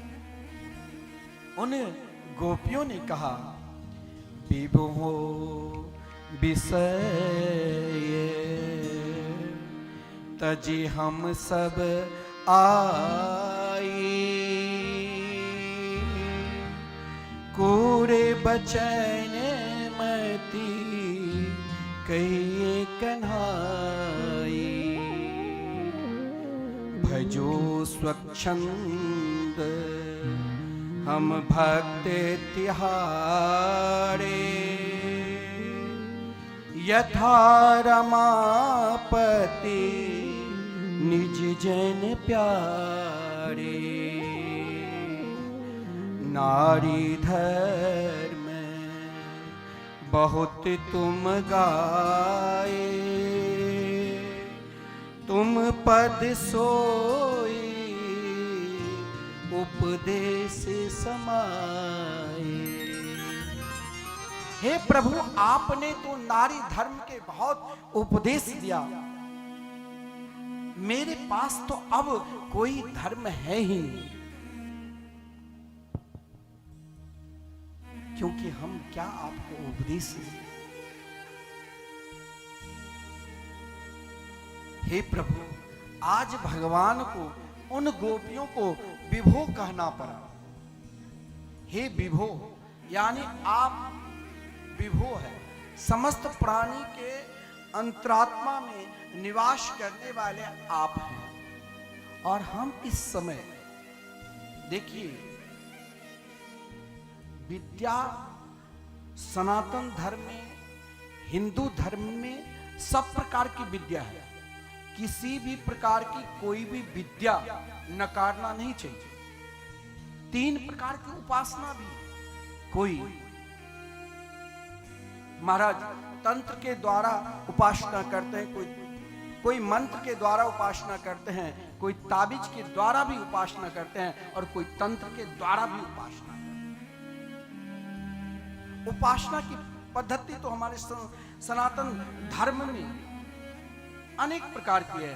मुर्दा को खाकर भी उपासना कर, और लहसुन प्याज त्याग कर भी उपासना करते हैं। एक ऐसा भी उपासना है जो सब कुछ मीट मांस लहसुन प्याज सब कुछ छोड़कर उपासना मंत्र के, तो मंत्र में समय लगता है। कोई उससे सरल साधना है ताबीज, और उससे भी सरल साधना है तंत्र, उसमें जल्दी तांत्रिक कोई बन जाता है। लेकिन यहां गोपी ने तीनों साधना को नकारा। मंत्र साधना,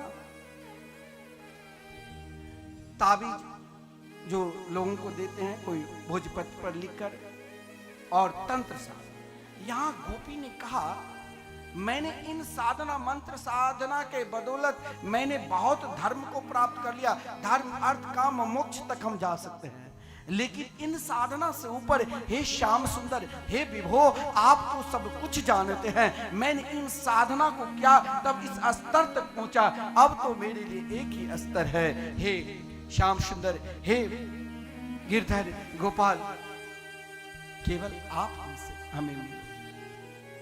भगवान ने कहा कि और कोई इच्छा है? कुछ ना कुछ हर व्यक्ति के अंदर कोई ना कोई इच्छा तो निरंतर चलता ही रहता है। ऐसा कोई पल नहीं है, ऐसा कोई समय नहीं है जो इच्छा ना हो। किसी को बहुत बड़ा बनने के लिए, किसी को छोटा बनने, इच्छा तो निरंतर चलता है, लेकिन उन गोपियों ने कहा अब मेरी इच्छा एक ही है, यदि आपको देखना है तो मेरे अंदर देखो या बाहर से पहचानो। भगवान ने कहा तेरे अंदर जो इच्छा है वो मैं कैसे पहचानूं? उन गोपियों ने कहा हे विभो, आप तो अंतरात्मा हैं, सभी प्राणी के हृदय में आप बसे हैं, तो मेरे अंदर जो इच्छा है वो आप क्या नहीं पहचानते? और मैंने उन इच्छा को ही पहले त्याग कर संत्यज्य सर्व विषयाम, मैंने समस्त विषय को त्याग कर क्या करने के लिए आई हूं? तब पाद मूल में। हे श्याम सुंदर, हे मेरे गोविंद, हे मेरे गोपाल, आप मुझे स्वीकार करो, स्वीकार करो। उन गोपियों ने कहा कि आप तो अपने परम प्रिय भक्त को, भक्त तो सब बोलते हैं, तो क्या भगवान स्वीकार कर लेते हैं? भक्त तो वही हो सकता है जिसके अंदर पूर्ण रूप से एक ही भक्ति हो, कृष्ण दर्शन लालसा, कृष्ण दर्शन कामना, और वो तब ही उत्पन्न होगा जब संत्यज्य सर्व विषयाम तब पाद मूलम। जीवन में मैंने पहले कहा इच्छा हर व्यक्ति के अंदर है, कामना हर एक चींटी के अंदर भी है और ब्रह्मा के अंदर भी है, सबके अंदर इच्छा है। लेकिन उन गोपियों ने कहा मेरे अंदर एक ही इच्छा है, कौन? क्योंकि विषय रूपी इच्छा है ही नहीं। संत्यज्य सर्व विषयाम तब पाद मूलम, निरस्ता अपने आप को कर दिया नहीं, तो क्या क्या? भगवान ने कहा भक्त कैसे मानो? मैंने बताया था कि भक्त को और भात को बहुत कठिन से गुजरना पड़ता है।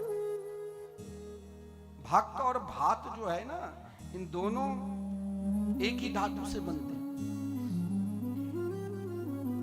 भक्त और भात, लेकिन इन दोनों में अंतर भी कोई अधिक नहीं है। कोई कहे हम भक्त है तो पहले वो भक्त स्तर तक तभी पहुंच सकता है जब उनको कृष्ण के सिवा कुछ दिखाई न दे। और भक्त और भात को जैसे भाई धान आप खेत में कीचड़ में फेंक कर आते हो, फिर वो थोड़ी सी फसल बढ़ता है, फिर उसे दूसरे जगह लगाते हो, फिर जब वो धान बनकर तैयार होता है बैलों से उसे रोंदते हो, फिर भी स्वीकार नहीं करके उसे महाराज उनके ऊपर गर्म पानी डालते हो, फिर भी उसे स्वीकार नहीं करते हो, धूप में उसे तपाते हो, फिर भी स्वीकार नहीं करते हो, लोहे के कील से एक एक छिलका निकालते हो, फिर भी आप स्वीकार नहीं करते हो, फिर उसे गर्म पानी में तब तक उबालते रहते हो। अगर उनके अंदर कहीं भी कठोरता है तो कहीं शरीर में अपच ना हो जाए, जब खिल जाता है तब हम स्वीकार करते हैं। उसी प्रकार भक्त के अंदर सब भगवान के भक्त है, लेकिन उन भक्तों के अंदर कामना है, तो भगवान पहले उन कामना की पूर्ति करते हैं, उसके बाद ही भगवान मिलते हैं। लेकिन यहाँ पर उन गोपियों ने कहा प्रभु संत्यज्य सर्व विषयाम तब पाद मूलम, मैं भात हो चुका हूं। भगवान को भात प्रिय है। आज भी वृंदावन में भतरोन बिहारी है जहां भगवान ने दही भात खाया। तो कहने का तात्पर्य उन गोपियों से भगवान फिर दोबारा कहा कि ठीक है मैं बंसी बजाकर फिर एक बार दिखा दूं। बोले नहीं, क्या चाहते? बोले एक होना चाहते, रास की इच्छा की, भगवान ने कहा आप दर्शन कर लो, लौट जाओ। लेकिन उन गोपियों ने कहा कि कैसे लौटो। यज्ञ पत्नी ने जब भगवान को सम्मान किया तो उन यज्ञ पत्नी को भगवान जब कहा आप जाओ, तुम सबके पति पुत्र सब स्वीकार करेंगे। लेकिन इन गोपियों से जब कहा, उन गोपियों ने कहा यामा कथम ब्रजमतो करवाम किमते, हे श्याम सुंदर, अब आपके चरणार बिंदु को छोड़कर वहां मैं कैसे जाऊं, पैर काम नहीं कर रहे हैं। बोले तो ठीक है, मैं अभी नंद बाबा को सूचना देकर हजारों बैलगाड़ी की व्यवस्था करके सभी को अपने अपने घर पर भेज देता हूं। तो बोले घर पर रहूं तो घर पर रहकर क्या करूं, ध्यानेन याम पदयो पदबिम सखेते, हे श्याम सुंदर, अब तो मेरा मन एकमात्र आपके चरणार बिंद में लगे। उन गोपियों के भाव को देखकर ही श्री कृष्ण ने रास प्रारंभ किया। जितने गोपी उतने ही महाराज श्री कृष्ण हुए। लेकिन ध्यान देना, कभी कभी लोग नहीं कहते भाई इतने स्तर तक पहुंचकर कैसे नीचे गिर गया। उन गोपियों ने भी एक स्तर में स्वयं को चूक कर लिया। किसी को अपनी सुंदरता के अभिमान आ चुकी थी, जिसकी पायल भी टूटकर अगर नीचे गिरती तो भगवान उठाकर उसे पुनः ठीक करके पहना देते। लेकिन अभिमान हुआ, तुरंत भगवान अंतर्धान हो गए। महाराज अंतर्धान श्री कृष्ण अकेला नहीं हुए, श्री रास रासेश्वरी राधा रानी के सहित अंतर्धान हुए। उन गोपियों ने आपस में महाराज तल्लीन होकर नृत्य कर रही थी, गा रही थी, जिनकी नजरिया भी श्री कृष्ण की ओर है। लेकिन अपनी नजरिया को एक पल के लिए, एक क्षण के लिए ज्यों ही हटाए तो उनकी व्याकुलता, जिस श्याम सुंदर ने मुरली को बजाकर उन गोपियों को बुलाया, आज वही गोपी कभी मधुबन में तो कभी करील के वन में एक एक स्थान में पुकार रही है, ढूंढ रही है। मुरली बजा के मोहना क्यों कर लिया किनारा, मुरली बजा के मोहना क्यों कर लिया किनारा, मुरली बजा के मोहना कर लिया किनारा, मुरली बजा के मोहना क्यों कर लिया किनारा, मुरली बजा के मोहना क्यों कर लिया किनारा, अपनों से हाय कैसा, अपनों से हाय कैसा व्यवहार है तुम्हारा, मुरली बजा के मोहना क्यों कर लिया किनारा,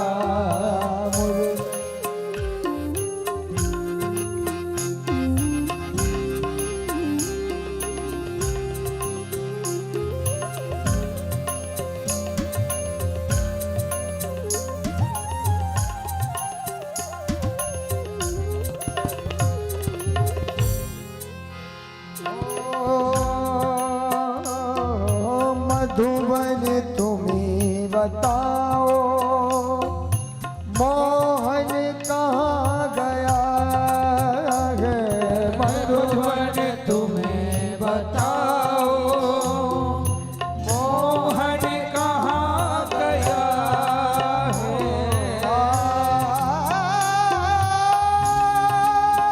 हरि बोल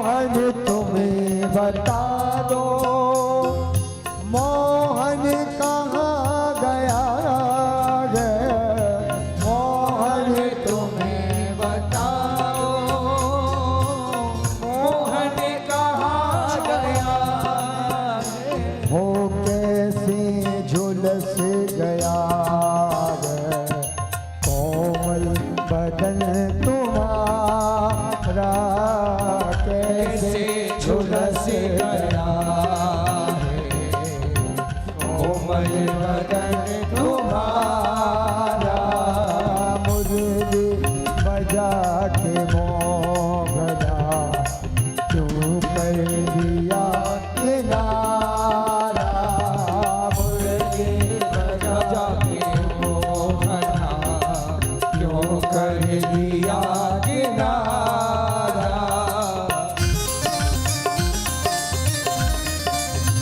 नारे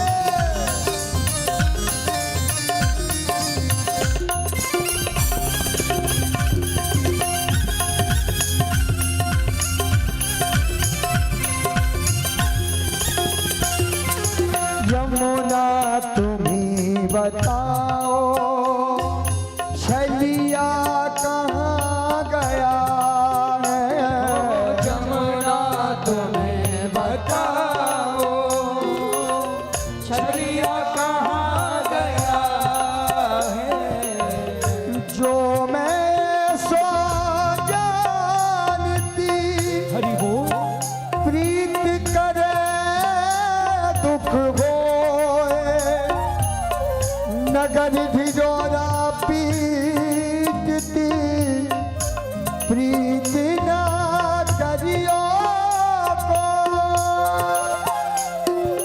यमुना तुम्ही बताओ छलिया कहाँ गया है यमुना तुम्ही बताओ छलिया कहाँ गया है ओ तू भी छली गई है तू भी छली गई है कहती है वीर नारा तू भी छली गई है कहती है वीर धारा मुरली बजा के मोहरा क्यों कर दिया किनारा मुरली बजा के मोहरा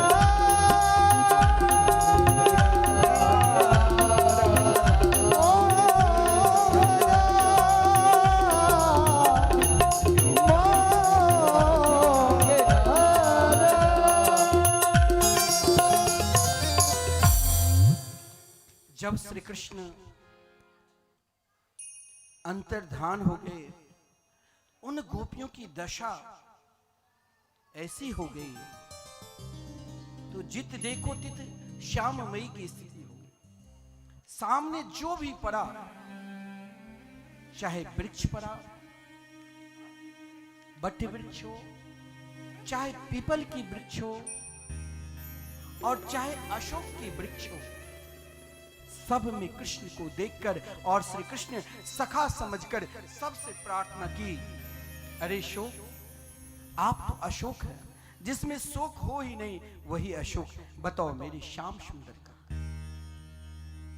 बेली चमेली तुलसी से भी प्रार्थना की हे तुलसी तुम तो मेरे गोविंद के बहुत प्रिय वो भोग भी बिना तुलसी दल से स्वीकार नहीं करते हैं हे तुलसी क्वचित तुलसी कल्याणी गोविंद चरणे प्रिय हे तुलसी तुम तो बता सकती हो ना कि मेरी श्याम सुंदर कहाँ है तुलसी भी निरुत्तर आगे बढ़ रही है ऐसा कोई स्थान नहीं है जगह नहीं है जिस जगह में श्री कृष्ण के रूप को नहीं देखा स्वयं कृष्ण के लीला को भी अनुकरण करने लग गई और कृष्ण मैं हूं कोई गोपी पूतना तो कोई कृष्ण कोई सक्टासुर तो कोई त्रिनाम इस प्रकार लीला चिंतन चिंतन करते करते महाराज उस स्थिति पर पहुंच गए जहां प्रभु ने गिरिराज पर्वत की झांकी जहां अपने कनिष्ठ का उंगली पर गिरिराज पर्वत उठाया तब भी उन लीलाओं को अनुकरण करने के बाद अब उन गोपी आपस में गोपी नहीं रही अब सब अनुकरण लीला करते करते उस स्थिति में सब अपने आप को कृष्णमय, जब कृष्णमय हो गई तब रास रासेश्वरी राधा रानी वृंदावन आप जाओ ना तो वहां क्यों सब राधे राधे बोलते हैं। लता पता वृक्ष रिक्शा वाले बोलने वाले भी पहले आप कोई भी सामान लोगे तो राधे राधे बोलना ही पड़ेगा। क्यों बोलना पड़ेगा? क्योंकि वहां बिना रास रासेश्वरी के कृपा के बिना श्री बांके बिहारी जी के दर्शन नितांत संभव है। इसीलिए सब आपको जागृत कराते हैं कि कृपा मूर्ति से प्रार्थना करिए। जब तक उन कृपा की मूर्ति की कृपा नहीं होगी तब तक उस नित्य रास में प्रवेश ही नहीं होगा। उन गोपियों ने भी अपने आप को हार चुके और श्री रास रासेश्वरी राधा रानी ने उन गोपियों की दशा को देखकर श्री कृष्ण के साथ, जहां श्री कृष्ण रास रासेश्वरी राधा रानी के शेष अन्य आराधितों नूनम, भगवान एक साथ श्रृंगार कर रहे थे और लीला कर रहे थे, लेकिन राधा रानी ने एक वन से जब दूसरे वन में प्रवेश किए उन गोपियों के याद करते हुए कहा अब मैं थक गई हूं। भगवान वहां से भी अंतर्धान हो गए और जब भगवान अंतर्धान हुए तो रास रासेश्वरी राधा रानी की पुकार को देखकर जब उन गोपियों ने देखा वो भी व्याकुल होकर श्री कृष्ण को ढूंढने लगे और मरा ढूंढते ढूंढते यमुना किनारे पर आए, लेकिन तब भी श्री कृष्ण नहीं मिले। तो कृष्ण के लिए सब निराश होकर महाराज 18 झुंड बनाकर गोपी गीत में 18 मंत्र सुन और 18 श्लोक में एक एक ब्रजांगनाएं, एक नहीं लाखों करोड़ों युद्ध बनकर श्री कृष्ण से प्रार्थना की। इनमें कनक मंजरी छंद है। कनक कहते हैं सोना को भी और कनक मंजरी छंद यानी धतूरा। गोपी गीत में 18 मंत्र है, 2-4 मंत्र हम भी श्रवण करेंगे। और महाराज नित्य यदि कोई व्यक्ति रात्रि को सोने के समय गोपी गीत का पाठ किया और अपने जीवन का मंत्र गोपी गीत मान लिया तो दुनिया के जो भी कामना है वो कामना की भी पूर्ति होगी और अंत में श्री कृष्ण के दर्शन भी मिलेंगे। लेकिन नित्य नित्य एक दिन भी छोड़ना नहीं पड़ेगा। एक दिन छोड़ दिया तो फिर खंडित हो जाए।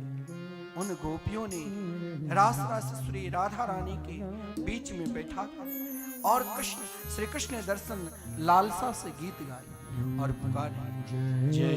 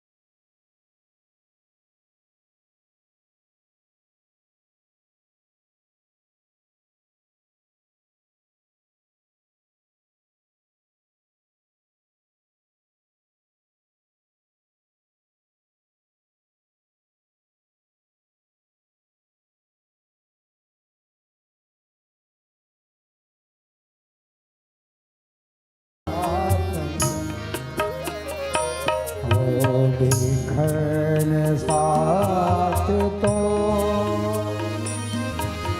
विश्व भया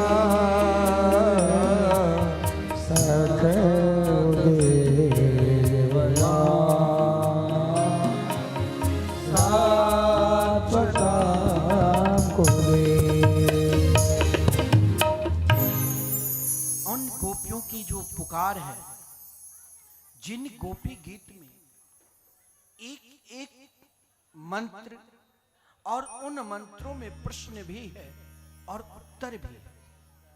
उन गोपियों ने श्याम सुंदर से प्रार्थना की। जीवन में दो प्रकार के व्यक्ति होते हैं। एक व्यक्ति हर हमेशा अपना पर, मैंने ये किया, मैंने ये किया, मैंने परिवार को चलाया, मैंने घर को चलाया, मैंने सभी को ये दिए, ये दिए। एक व्यक्ति ऐसा भी होता है जो हर हमेशा अपने आप में ही खोए रहते हैं और उसमें कभी कभी खोते खोते उनके अंदर मैपन आ जाता है। और एक ऐसा भी व्यक्ति है जो सब कुछ प्राप्त होने के बाद भी अपना कुछ नहीं बोलते कि मुझे सब कुछ भगवान ने दिया है। उन स्तर तक पहुंचने के बाद भी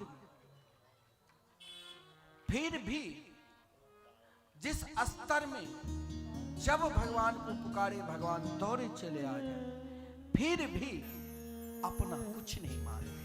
आज गोपियों ने अपनी महिमा को शून्य बनाकर श्री कृष्ण की महिमा के लिए गीत गा रही, कह रही है जयति तेधिकम जन्मना ब्रज।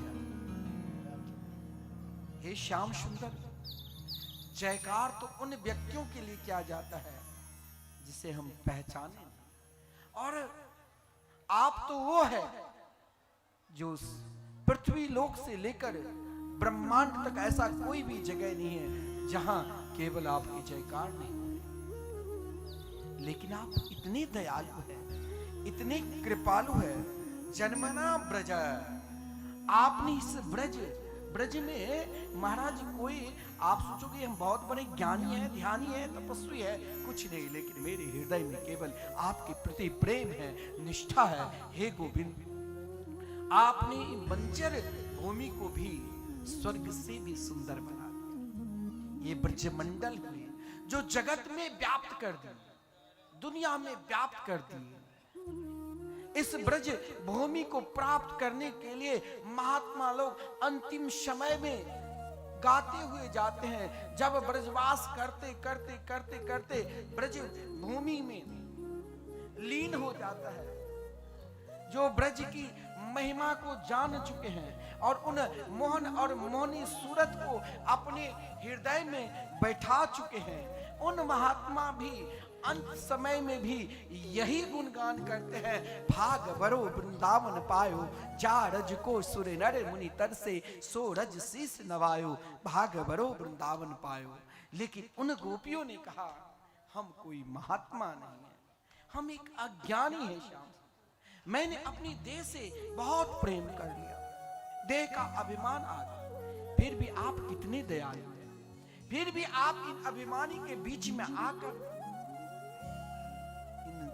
हम सबकी महिमा श्रेत इंद्रा सस्वदत्र, इंद्रा जो लक्ष्मी के द्वारा संसेवित वैकुंठ धाम में है, वो कितने दयालु है, कितने कृपालु है, जो इस ब्रज मंडल में विचरण कर रहे हैं। कुछ गुण देखकर ही ना किसी से कोई प्रेम करते हैं, किसी के कोई निकट जाते हैं तो उसके अंदर कुछ गुण देखकर आपने कभी सर्च जरूर किए होंगे कि हम भी तो आपके हैं। लेकिन एक व्यक्ति ऐसा है जो हर हमेशा मांगते रहते हैं, हम कोई वैसे नहीं है, हम तो ताबकाश।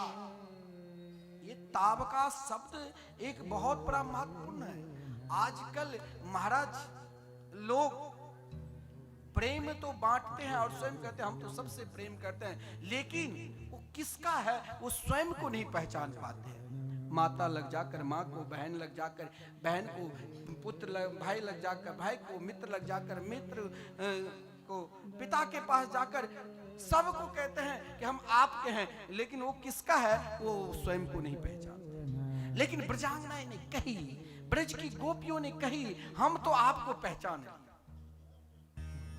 बोले कैसे? जब हम पहचाने तब मैं अपने अंदर कुछ रखा ही नहीं।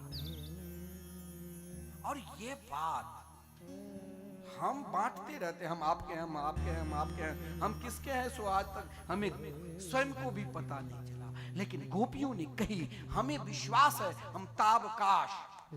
ये भी एक बहुत महत्वपूर्ण इन गोपी गीत में है कि ताबकाश, ताबकाश हम आपके हैं। लेकिन यहाँ पर कभी कभी ताबका हम आपके हैं तो वहां इच्छा जगती है, कामना जगती है, प्रतिष्ठा की, धन की, अनेक प्रकार की लालसा की। हम जिसे कह दे कि हम आपके हैं तो उनके हृदय में भी प्रसन्नता होती है और सोचता है कि मांग कुछ रहे तो दे दूं। लेकिन गोपियों ने यहां तक कह दिया कि ताबकाश, हम ताबका शब्द तो बोल दिया लेकिन कह दिया मेरे अंदर कोई इच्छा नहीं है, हम आज तक इच्छा की ही नहीं। बोले भगवान तब क्या किया? निशुल्क दास का, कोई भी नौकरी भी करते हैं तो उसे अधिक वेतन चाहिए। मालिक यहाँ नौकर काम करते हैं तो अधिक से अधिक वेतन दे। और जो जिससे सूर्य नर मुनि सबकी यही रीति है, जो जिससे प्रेम करते हैं वहां महाराज कुछ इच्छा लेकर ही। लेकिन गोपी ने कहा हमने जो आज तक आपकी सेवा की ते निशुल्क दास, कोई इच्छा लेकर नहीं। मैंने तो इच्छा को पहले ही त्याग दिया। संत्यज्य सर्व विश्राम तब पाद मूलम। फिर भी जब मेरे अंदर कोई इच्छा नहीं है, कोई कामना नहीं है तो मुझे क्यों जला रही? अगर जलाना ही था तो पहले जब ब्रज मंडल पर अनेक प्रकार के कष्ट आया, कभी महाराज आप अग्नि क्यों पाने की? आपने देवराज इंद्र जब कुपित होकर संपूर्ण ब्रजमंडल को डुबाने की कोशिश की तो आप क्यों की राज पर? कभी प्रेम में ऐश्वर्य प्रकट करें, लेकिन फिर दीनता ला दी। जब हम प्रार्थना कर रहे हैं ते निशुल्क दास का, जब हमें कुछ चाहिए नहीं तो आप दयालु है, आप स्वयं कृपा कर, आप सब कुछ जानते हैं, आप यशोदा के लाडले लाल हो, आप नंद के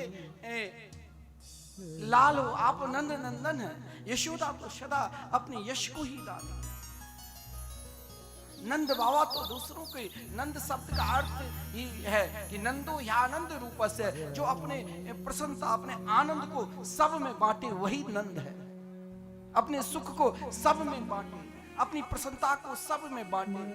लेकिन आज एक दुखी है, वो कौन है? तो हम ब्रजांगनाएं, हम गोपी। भगवान ने कहा मैं कोई नंद नंदन, कोई यशोदा नंदन नहीं है। तब गोपियों ने कहा बिखन सारथि तो विश्वगुप्ते, आप संपूर्ण ब्रह्मांड में समस्त प्राणी के अंतरात्मा में तो विराजमान। हे श्याम सुंदर, आपके चरणार बिंद तो इतनी सुकोमल है, माखन से भी अधिक सुकोमल है। कभी कभी आप जब किसी गोपियों के घर में माखन चोरी करके भागते थे तो धूप को देखकर उन ब्रजांगना कहती नीतम नीतम यदि न नीतम, माखन लेकर जा रहे हो तो कोई बात नहीं, लेकिन हे श्याम सुंदर रुक जाओ। भगवान ने कहा इतना ही प्यार है, प्रेम है तो तुम अभी तक जिंदा क्यों?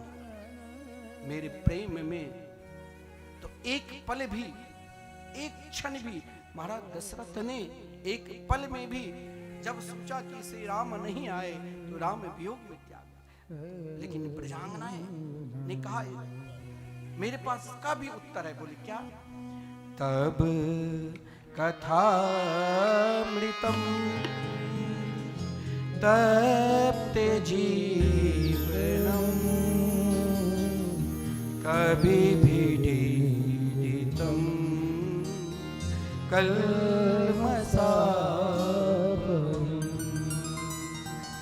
श्रवण मंगलम श्रीमदाततम्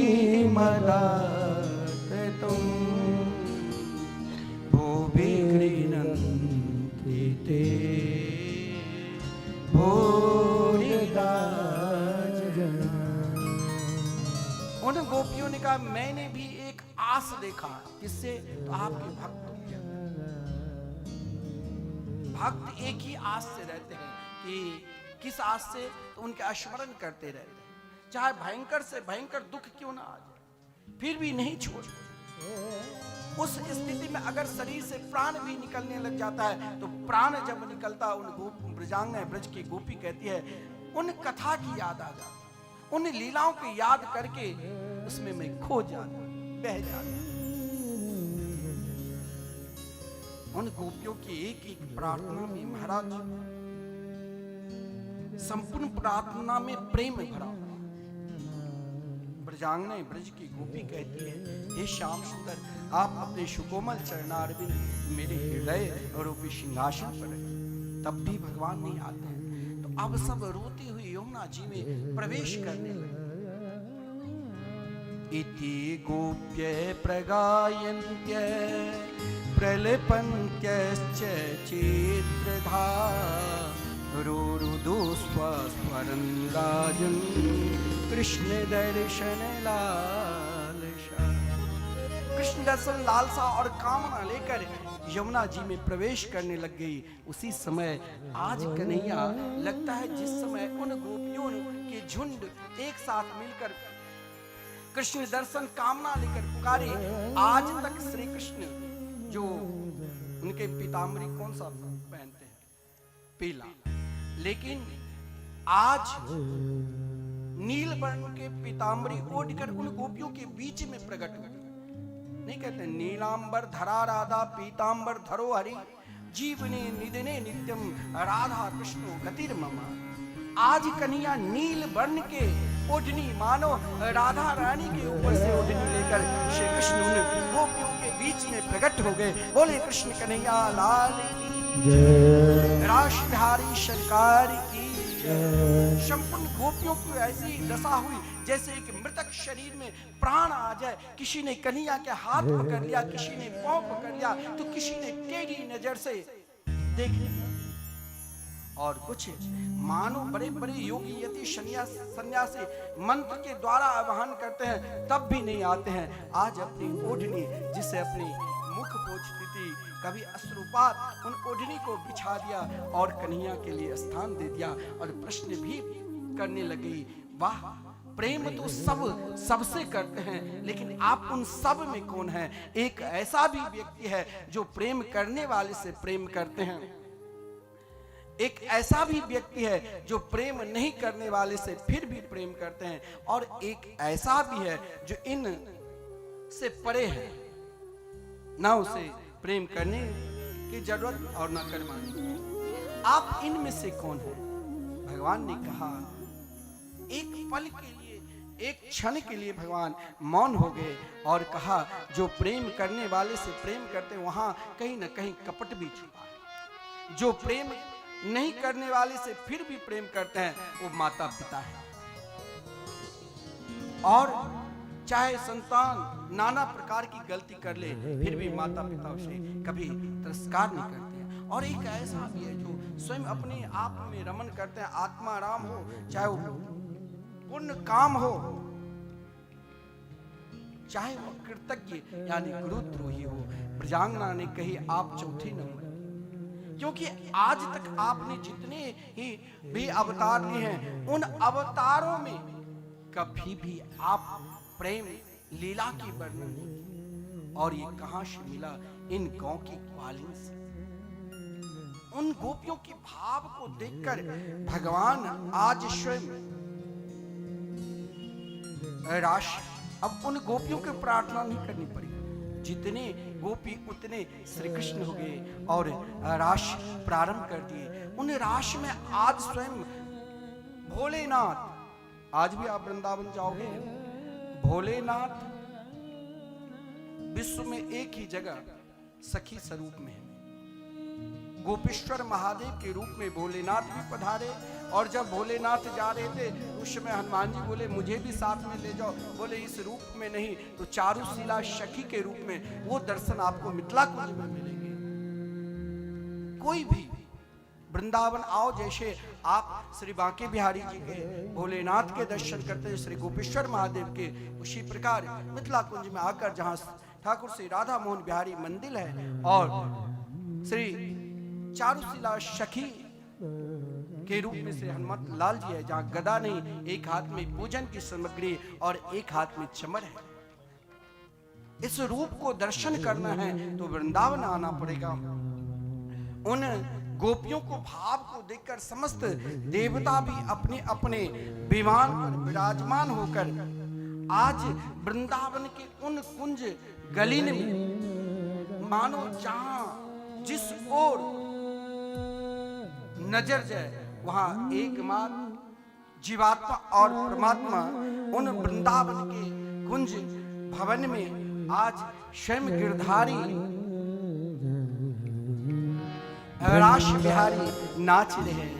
वृंदावन कुंज भवन नाचत गिरधारी, वृंदावन कुंज भवन नाचत गिरधारी, वृंदावन कुंज भवन।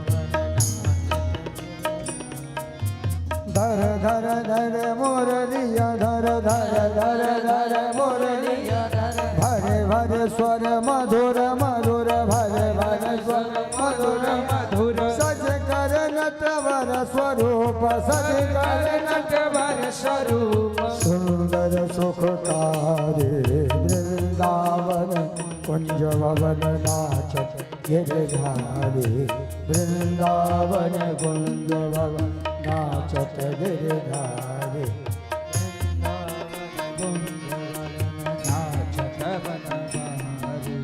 घन घन घन बजत ताल, घन घन घन बजत वाल, ठुम ठुम ठुम चलत चाल, ठुम ठुम ठुम चलत चाल, चरण छन छन नपुर, चरणन छन छन नपुर, ध्वनि है ये प्यारी वृंदावन कुंज भवन नाचत गिरधारी, वृंदावन कुंज भवन नाचत वनवन। देखिए सब ताली सेवा करते हुए अपने आप भाव कुछ क्षण के लिए गोपी भाव लेकर उन्हें रास में प्रवेश होते हुए पुकारे, रास रचो है,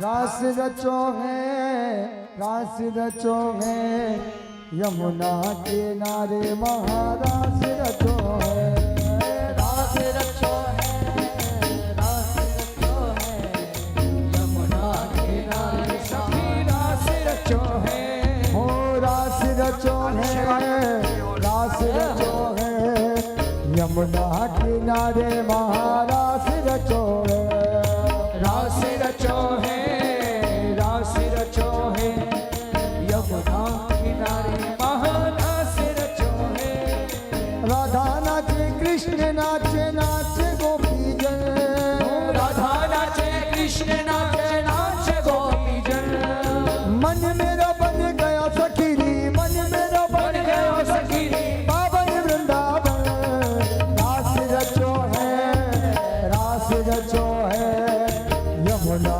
किनारे महारास रचो, रास रचो है, रास रचो है, यमुना किनारे। बारह हाथ उठा के सारे बजा दो, हरि बोल।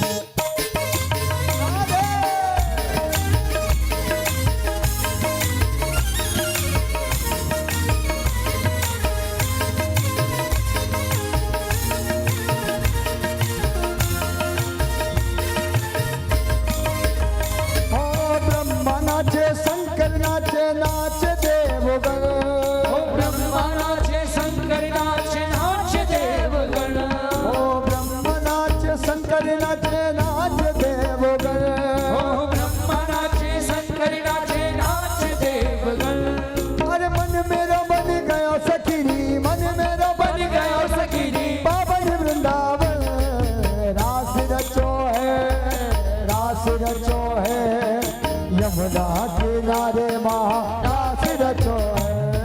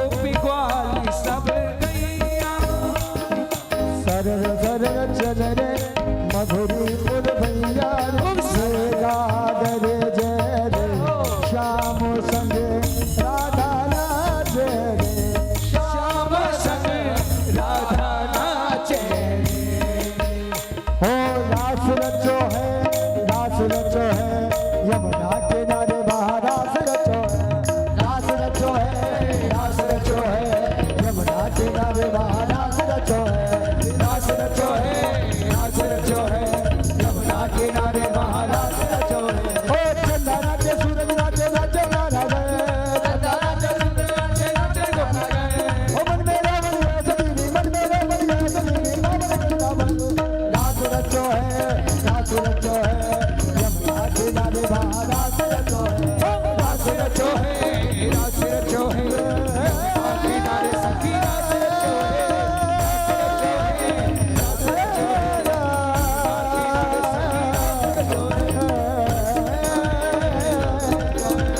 रास रचो है, रास रचो है। यमुना किनारे वहाँ रास रचो है, रास रचो है, रास रचो है। यमुना किनारे वहाँ रास रचो है। जय श्री राधे।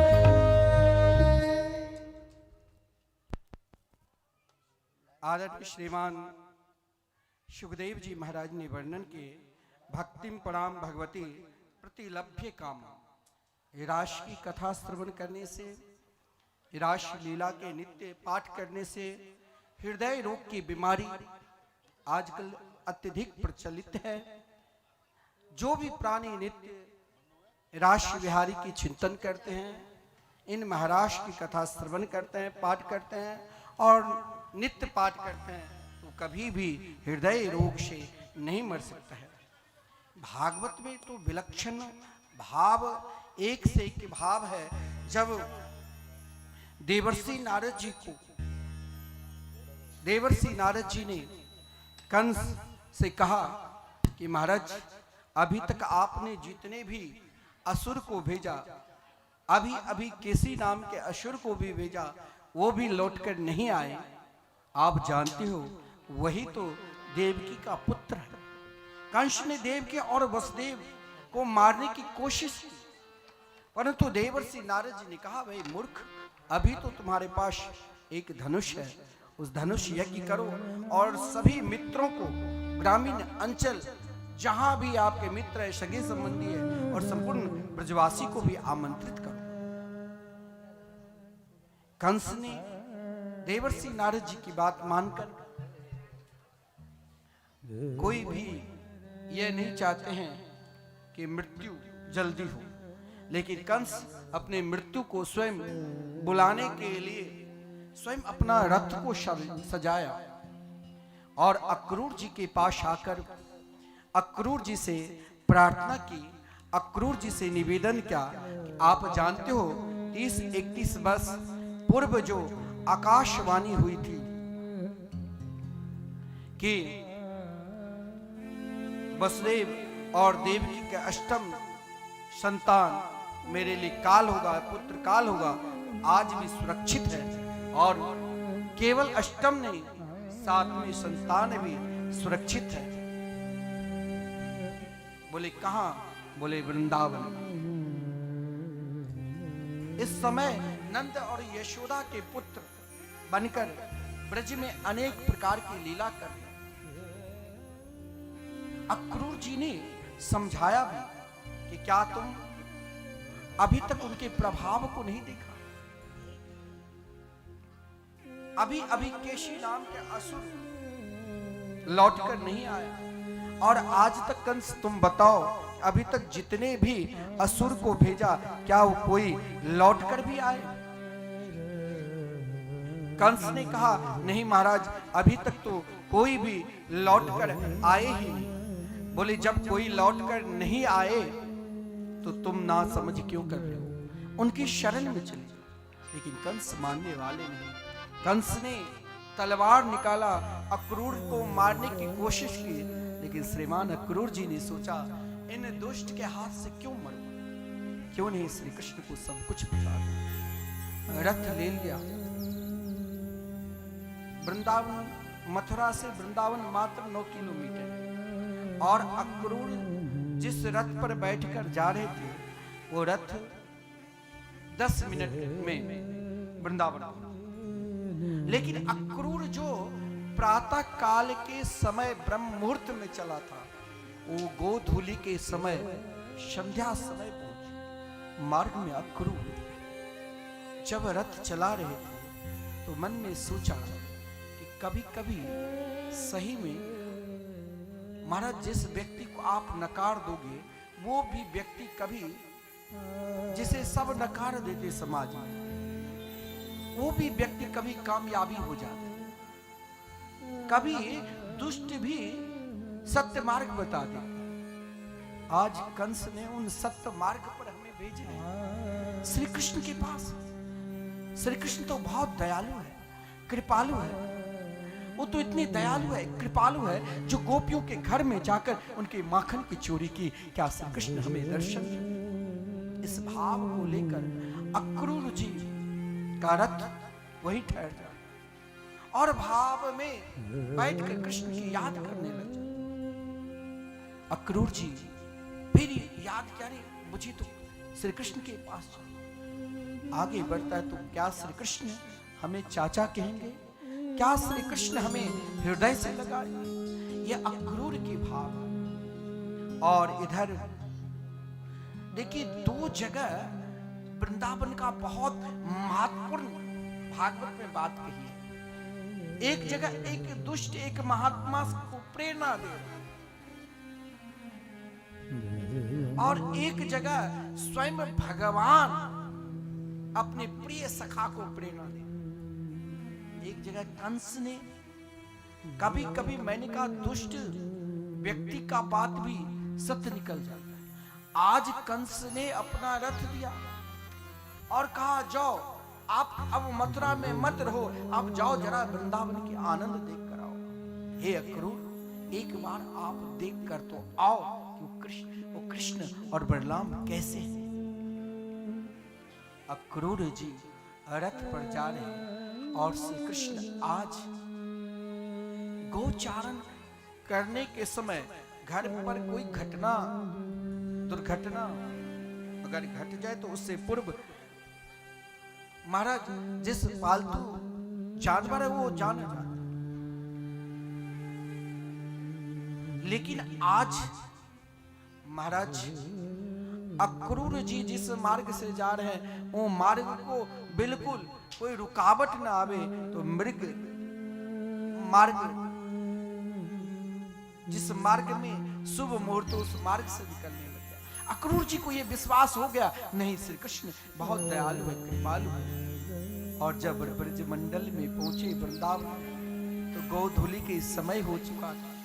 श्री कृष्ण गौ के पीछे पीछे जा रहे। जब तक श्री कृष्ण वृंदावन में रहे, ना पैर में कोई खड़ाऊ, ना चप्पल, ना जूता, ना कोई वस्त्र, एकमात्र काली कमली ओढ़कर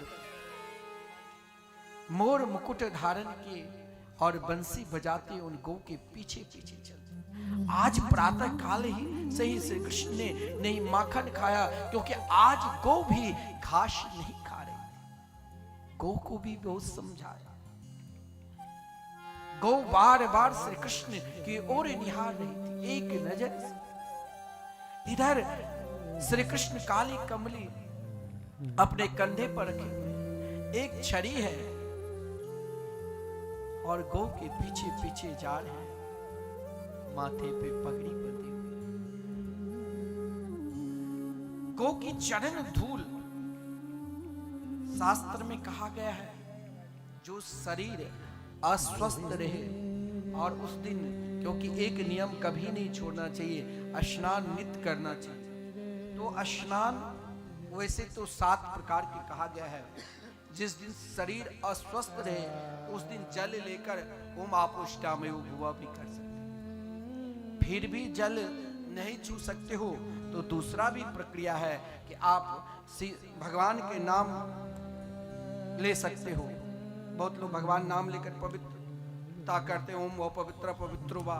भगवान के नाम लेकर भी आप स्मरण करके भी वो भी स्नान माना। एक स्नान वो भी है, एक भस्म स्नान। जिस दिन शरीर अस्वस्थ रहे, स्नान नहीं हम कर पाते हैं, उस दिन भगवान पर चढ़े हुए भस्म या हवन के भस्म आप अपने शरीर में लगा लो, उसे भस्म स्नान भी कहा। लेकिन स्नान की हर पद्धति है। एक यह भी पद्धति है कि अगर आप स्नान किसी कारण बसात नहीं कर पाते हो तो कुशा स्नान भी कहा गया है। कुश को जल में भिगोकर अपने शरीर पर छीट लो। इससे भी ना हो तो गौ की चरण की धूल शरीर में लगा लो, इससे भी स्नान ही कहा। लेकिन आज श्री कृष्ण यमुना जी में नहीं प्रवेश किए, बल्कि गौ की चरण की धूल अपने संपूर्ण शरीर पर लगाई। गौ जब गौ आगे आगे जा रही है, श्री कृष्ण पीछे पीछे, और उन गौ के पीछे पीछे उनके चरण धूल श्री कृष्ण के मुखार बिंद पर जो पड़े हुए थे, और सूरज की लालमा गौ धूलि के समय जो था, जिस कारण श्री कृष्ण की शोभा आज इतने विलक्षण है, मानो उन पसीना के श्वेत बूंद भी चलने से शरीर में पसीना के बूंद और गौ की चरण की धूल उन रस से मानो कोई देवता ने आकर श्री कृष्ण को श्रृंगार करके चले गए। इधर महाराज जब अक्रूर जी वृंदावन में प्रवेश किया और उन दृश्य को देखा तो अक्रूर जी रथ से उतरकर श्री कृष्ण के पीछे पीछे चले। श्री कृष्ण जब गौशाला में गए तो गौए ने घास छोड़ा। एक नजर से श्री कृष्ण को देखने लगे, कन्हैया कल से मुझे कौन बंसी बजाकर मुझे ले जाए, कंद से कौन खिलाएंगे। न जब तक गौ माता नहीं खाती तब तक श्री कृष्ण स्वयं माखन नहीं खाते। गौ की सेवक बनकर, गोपाल बनकर गौ के पीछे पीछे चलते, पहले स्वामी खाए तब सेवक खाए। आज श्री कृष्ण भोजन देंगे। अक्रूर जी ने इन दृश्य को देखा। अक्रूर जी दौड़ते हुए गौशाला आया और श्री कृष्ण के चरणों में साष्टांग प्रणाम की, और प्रणाम जो ही करने लगे, श्री कृष्ण ने अक्रूर जी को हृदय से उठाकर गले से लगा लिया। और जैसे अक्रूर जी ने मन में इच्छा प्रकट की, क्या श्री कृष्ण हमें चाचा कहेंगे? श्री कृष्ण ने उन्हें चाचा कहकर संबोधन किया। क्या मुझे हृदय से लगाएंगे? श्री कृष्ण ने उन्हें हृदय से लगाया। क्या मुझे बैठने के लिए कहेंगे? श्री कृष्ण ने बैठने के लिए स्थान दिया और अक्रूर जी की ओर देख रहे थे, क्योंकि देवर्षि नारद जी ने प्रभु से पूर्व में ही प्रार्थना करके चले गए थे कि प्रभु बहुत सारी लीला है, आप जल्दी कंस का उद्धार करें। इधर अक्रूर जी ने जब संपूर्ण योजना कि आपके माता पिता देवकी वसुदेव को सामने कारागार में रखा है, बड़े बड़े योद्धा आया है, जहां 60,000 हाथों के बल वाले चाणूर मुंड मुष्टिक शल्य तौसक सब आपसे मल्ल युद्ध करना चाहते हैं। आप मत जाओ, मैं भी चला जाता हूं, आप भी मत जाओ। अक्रूर जी को भगवान ने बहुत समझाया और अक्रूर जी को उंगली पकड़कर सीधे महल में ले गए। नंद महल में नंद बाबा ने वर्षों के बाद अगर कोई मथुरा से आया है तो एकमात्र अक्रूर जी आया है, वो भी नंद बाबा के मित्र ही जैसे थे। आज अक्रूर जी को नंद बाबा ने स्वयं बहुत सम्मान किया और यशोदा से कहा, यशोदा आज नाना प्रकार के व्यंजन बनाकर मेरे मित्र को खिलाओ, बहुत दिन के बाद मिले हैं। अक्रूर जी से नंद बाबा ने समाचार भी नहीं पूछा, लेकिन अक्रूर श्री कृष्ण की ओर देख रहे हैं। कन्हैया मैं बता दूं, श्री कृष्ण ने जिस प्रकार अक्रूर जी को समझाया था वही बानी अक्रूर जी ने नंद बाबा को बोलना प्रारंभ किया। कब? तो जब अक्रूर जी स्वयं भोजन कर चुके थे और कन्हैया तो जब तक मैया यशोदा नहीं खिलाते तब तक कन्हैया नहीं खाते। लेकिन आज अक्रूर जी ने एक गलती कर दी। अक्रूर जी ने जब चर्चा प्रारंभ किया तो कहा, हम इस उद्देश्य से वृंदावन आए हैं जो आज कंस विशाल धनुष यज्ञ कर रहा है, उनमें बड़े बड़े ग्रामीण अंचल शहरों के सब लोग आए हैं और जिसमें संपूर्ण ब्रजवासी को भी आमंत्रण किया है और आपके दोनों लाल कृष्ण और बलराम के लिए अपना रथ भेजा है। उस समय माता यशोदा के हाथ में ग्रास थी, मुख में लेने ही वाले अब मुख में ग्रास लेती भोजन। उसी समय अक्रूर ने जो ही कहा कृष्ण और बलराम को लेने के लिए आए, उस समय यशोदा के मुख से ग्रास नीचे गिरकर अक्रूर के चरण पर पकड़कर रुदन करने लग गई। अरे अक्रूर, अगर मेरे प्राण चाहिए तो मैं अपने प्राण को दे सकती हूँ, लेकिन अपने प्राण से प्रिय अपने लाल को नहीं दे सकती। श्री कृष्ण और बलदाव दोनों भैया ने मैया यशोदा को बहुत समझाया कि मैं कहीं नहीं जाऊंगा, अगर मैं जाऊंगा भी तो परसों लौट कर चले आऊंगा। एक शब्द के कारण यशोदा को सांत्वना दे दी। यशोदा ने कन्हैया को हृदय से लगाकर सोने के लिए चली, लेकिन यशोदा के अंदर आज नींद नहीं आ रही। यशोदा उन 84 खंभे के चारों तरफ एक बावरी की तरह व्याकुलता अवस्था में उन खंभे को पकड़ पकड़ कर यशोदा रो रही। कभी कन्हैया माखन खाते खाते उन खंभे में के निकट छुप जाया करते थे, कभी अपने ही रूप को अपना प्रतिबिंब मानकर मैया को बुलाते, देख मैया घर में चोर चोरी कर। आज मैया जब उस जगह को दृश्य देखा तो मैया व्याकुल होकर रो रही थी। जब भक्त रोते हैं तो भगवान चैन से कैसे सो सकते हैं। भगवान चारों तरफ कन्हैया ने मैया को ढूंढ लिया। मैया उन खंभे के निकट पकड़कर रुदन कर रही, कृष्ण को पुकार रही थी। कल से मैं किसे माखन खिलाऊंगा, कल से मैं किसे बेटा बेटा कहकर पुकारूंगी। कन्हैया दौड़ते हुए मैया के पास कहा, मैया तू इस अवस्था में चल मेरे साथ। यशोदा नहीं जा रही। फिर श्री कृष्ण ने वचन दिया, आज यशोदा चारों तरफ देख रही है कि ब्रजमंडल में कोई है जो मेरे लाल को रोक दे, और उनकी बदौलत अगर कंस को मेरे प्राण चाहिए तो मैं अपने प्राण को भी दे सकती। लेकिन कोई रोकने वाले नहीं। उन गोपियों ने भी जब सुना तो महल में प्रवेश तो कर नहीं सकती। महल के मार्ग में जिस मार्ग से सूचना मिली कि इस मार्ग से श्री कृष्ण मथुरा जाने वाले हैं, उन मार्ग पे बैठकर कृष्ण की याद कर रही थी। और इधर मैया को सांत्वना तो दिया, मैया कन्हैया को हृदय से लगाकर सोए। आदरणीय श्रीमान सुखदेव जी वर्णन करते हैं कि अब श्री कृष्ण के जो प्रेममयी लीला है, वात्सल्यमयी लीला है, वो मैया के हृदय में छुप गए। क्योंकि भगवान मैया के हृदय में छुपे। कहा, मैया अब जब तुम याद करोगे तभी हम दर्शन देंगे। इधर उन ब्रजांगनाओं ने विधाता से कह रही, ओहो विधातश तब न क्वचित् दया संयोज मेत्र्या प्रणयेन देहिना तां शाकृतार्थां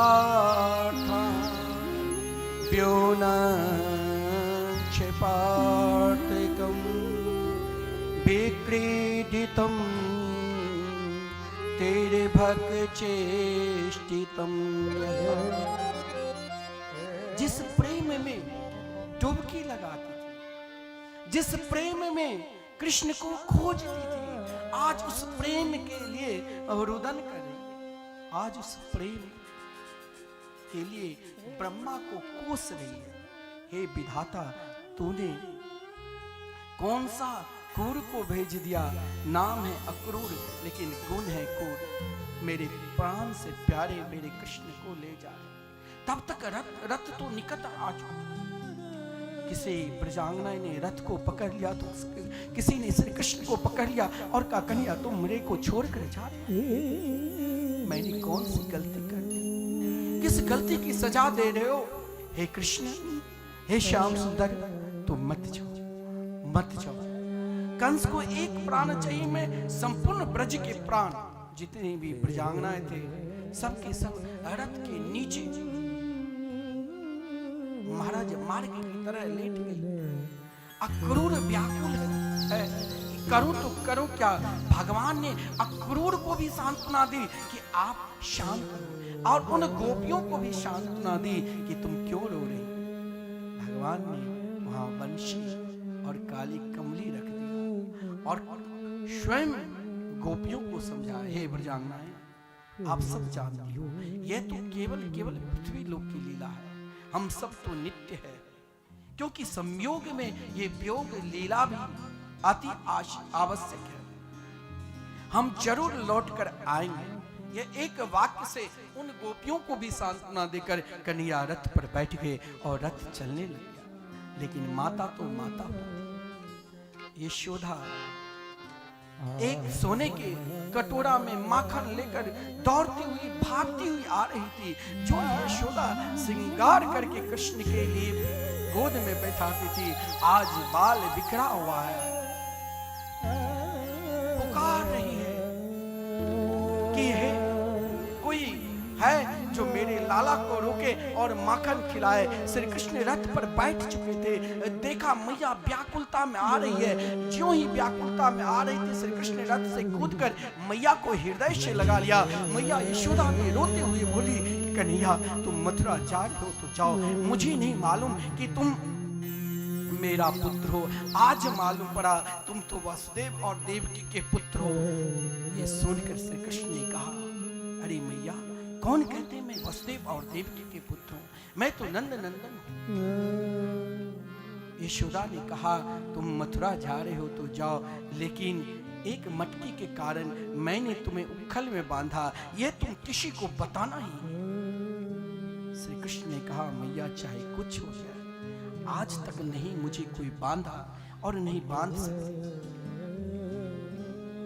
यह तो एक प्रेम का प्रतीक है।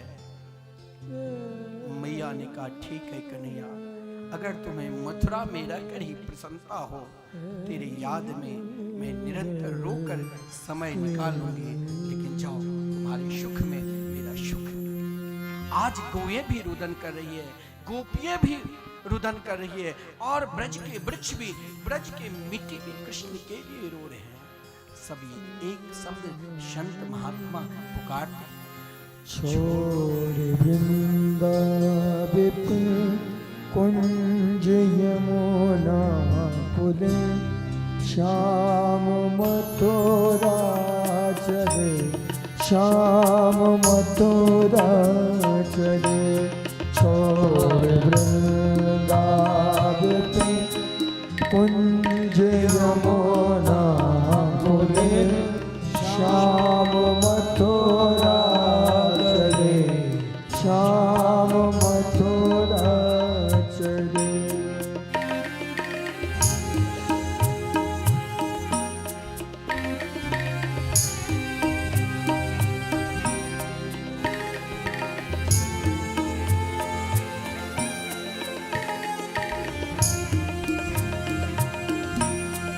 माँ यशोदा पिता नंद व्याकुल भये, यशोदा पिता नंद व्याकुल भये। ग्वाल रोए हमारे कन्हैया गए,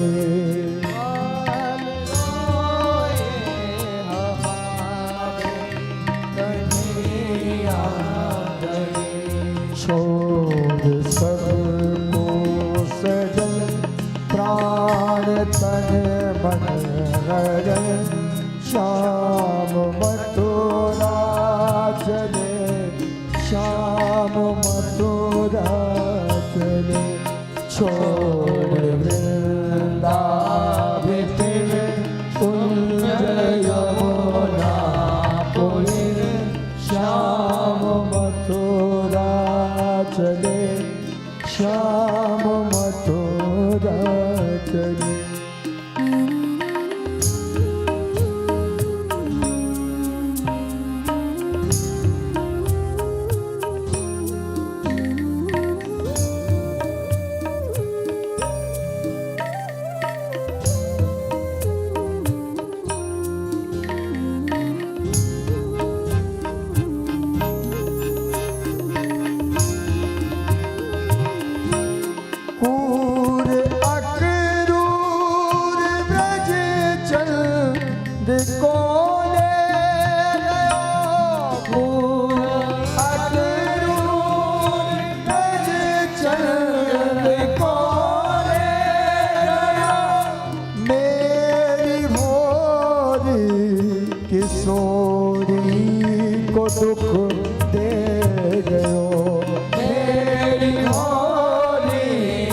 सोई को दुख दे गयो अब करे क्या जतन जो मिले नंदन श्याम मथुरा चले श्याम मथुरा चले छोड़ वृंदावे पे कुंज यमुना पुरे श्याम मथुरा चले श्याम मथुरा चले श्याम मथुरा चले श्याम मथुरा चले।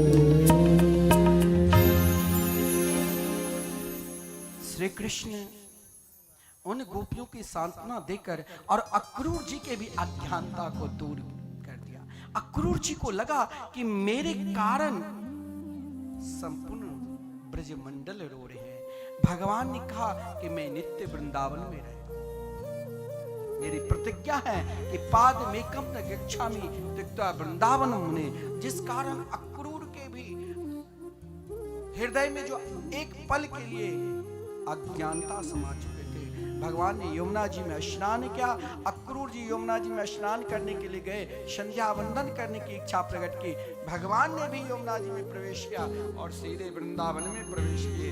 जो मैंने आपको पहले बता दिया था कि वसुदेव सुता श्रीमान वासुदेवो खिलात्मनि लीने नंदसुतो राजन विद्युत सोदामणि यथा। अब भगवान की ऐश्वर्य लीला प्रारंभ होंगे। ऐश्वर्य लीला पान होकर भगवान रथ पर बैठे और प्रेम लीला आज भी वृंदावन में निरंतर करते रहते हैं। भगवान ने अब यहां से जिसके हृदय में श्री कृष्ण से प्रीत है और वही वो भाव मथुरा में, चाहे वो भाव देखिए, भगवान ने मथुरा में जब प्रवेश किया, संपूर्ण मथुरावासी ने स्वागत सम्मान किए, कोई कंस से डरा नहीं। भगवान ने उन रज्जक को भी उद्धार किया जिसने वस्त्र देने से मना किया ग्वाल वालों को। भगवान ने उन पे भी कृपा की जिन दर्जी ने त्रेता युग से प्रतीक्षा कर रहे थे। मिथिला के ही वो दर्जी थे जिसने अनेक प्रकार के वस्त्र प्रभु के लिए, मर्यादा पुरुषोत्तम भगवान के लिए तैयार किए थे, लेकिन महाराज जनक स्वयं धारण करवाए। आज उनकी भी इच्छा पूर्ति की। भगवान ने श्रीदामा नाम के माली पर भी कृपा की और कुब्जा पर भी कृपा की। यज्ञ में एक दिन पूर्व प्रवेश कर महाराज कंस के द्वारा जो प्रदत्त जिस धनुष लेकर संकल्प में था वो धनुष तोड़कर और 13,000 सैनिकों को देखते ही देखते समाप्त कर दिया। भगवान ने दूसरे दिन जब यहाँ पर सबके सब युद्ध करने के लिए पहलवान तैयार था और महाराज युद्ध में सब एक दूसरे सामने, महाराज जिस दिन भगवान प्रवेश किए, महाराज कंस विशाल सिंहासन पर बैठकर देख रहा था ये दृश्य, लेकिन भगवान ने सर्वप्रथम कुबले अपने हाथी को उद्धार किया और देखते ही देखते कुबले अपने हाथी के साथ महाभारत को उद्धार किया और भगवान वीर रश लेकर उस रणभूमि में प्रवेश किए जहाँ जिसकी भावना जिस प्रकार है उस उच्च कोटि भावना लेकर प्रभु को दर्शन किए और उन्हीं दर्शन में महाराज बीच में चाणूर मुष्टिक सल और तोषक आगे जिसके अंदर 8,000 बल है। भगवान देखते ही देखते चाणूर मुष्टिक सल तोषक को उद्धार किया और फिर विशाल सिंहासन पर जो कंस बैठकर प्रतीक्षा कर रहे थे, भगवान की माता खेल में सामने उन दृश्य को भी देखे थे। जिस प्रकार देवकी को बाल को पकड़कर रथ से नीचे उतारा था, उसी प्रकार विशाल सिंहासन पर भगवान श्री कृष्ण स्वयं उन सिंहासन पर जाकर कंस के बाल पकड़कर नीचे गिरा दिया और देखते ही देखते कंस को उद्धार कर दिया। बोले कृष्ण कन्हैया लाल की जय। संपूर्ण मथुरावासी के हृदय में इस प्रकार प्रीत है, प्रेम है और स्वयं भगवान अपनी माता पिता को कारागार से मुक्त किया और स्वयं उन सिंहासन पर नहीं बैठे। किसे बैठे? तो अपने नाना जिसे कंस ने कारागार में बंद कर चुका था। इधर संपूर्ण मथुरावासी के हृदय में आज वही प्रीत है, वही प्रेम है। आइए हम सब भाव के साथ पुकारे और फिर श्री उद्धव गोपी संवाद में प्रवेश करेंगे। हो काली कमली वाला मेरा यार है, मेरे मन का मोहन तू दिलदार है। हो काली कमली वाला मेरा यार है, मेरे मन का मोहन तू दिलदार।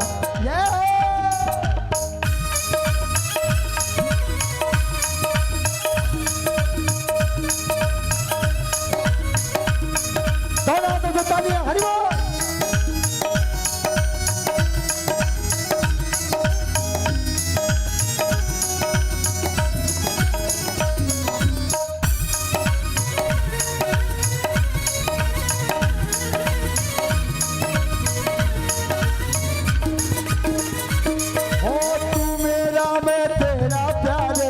जीवन अब तेरे हवाले, ये जीवन अब तेरे सहारे, ये जीवन अब तेरे सहारे। हो तू मेरा मैं तेरा प्यारे, ये जीवन अब तेरे हवाले, ये जीवन अब तेरे सहारे, ये जीवन अब तेरे सहारे। हो तेरे हाथ इस जीवन की पतवार है, तेरे हाथ इस जीवन की पतवार है।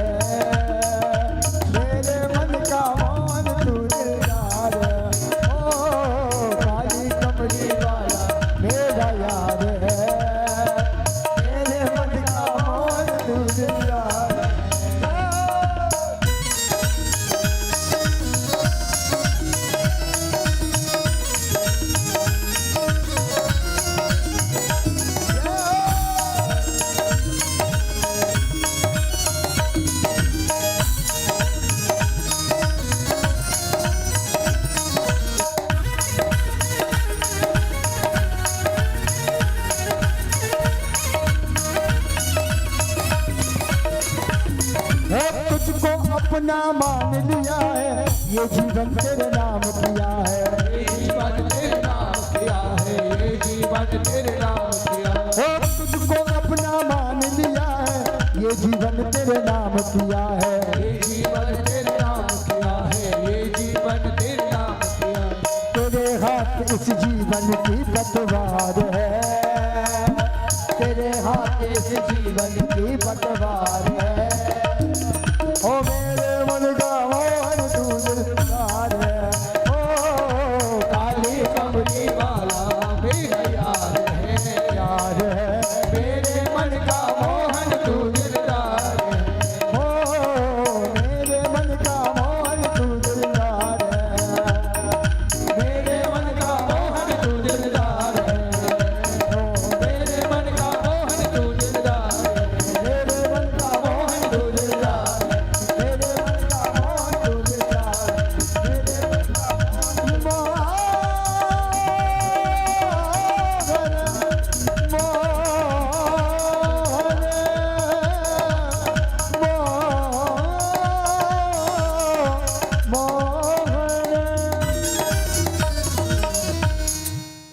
जय जय श्री राधे।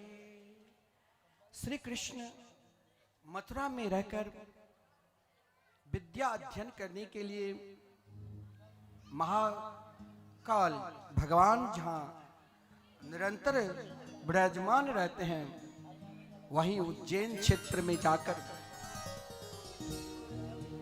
शांतिपन ऋषि के आश्रम में रहकर 64 दिन में रहकर संपूर्ण विद्या, जिस गुरु के द्वारा आप एक अक्षर भी प्राप्त करते हो, उनके प्रति निरंतर आदर भाव रखना चाहिए और निरंतर सम्मान करना चाहिए, कभी अनादर नहीं करना चाहिए।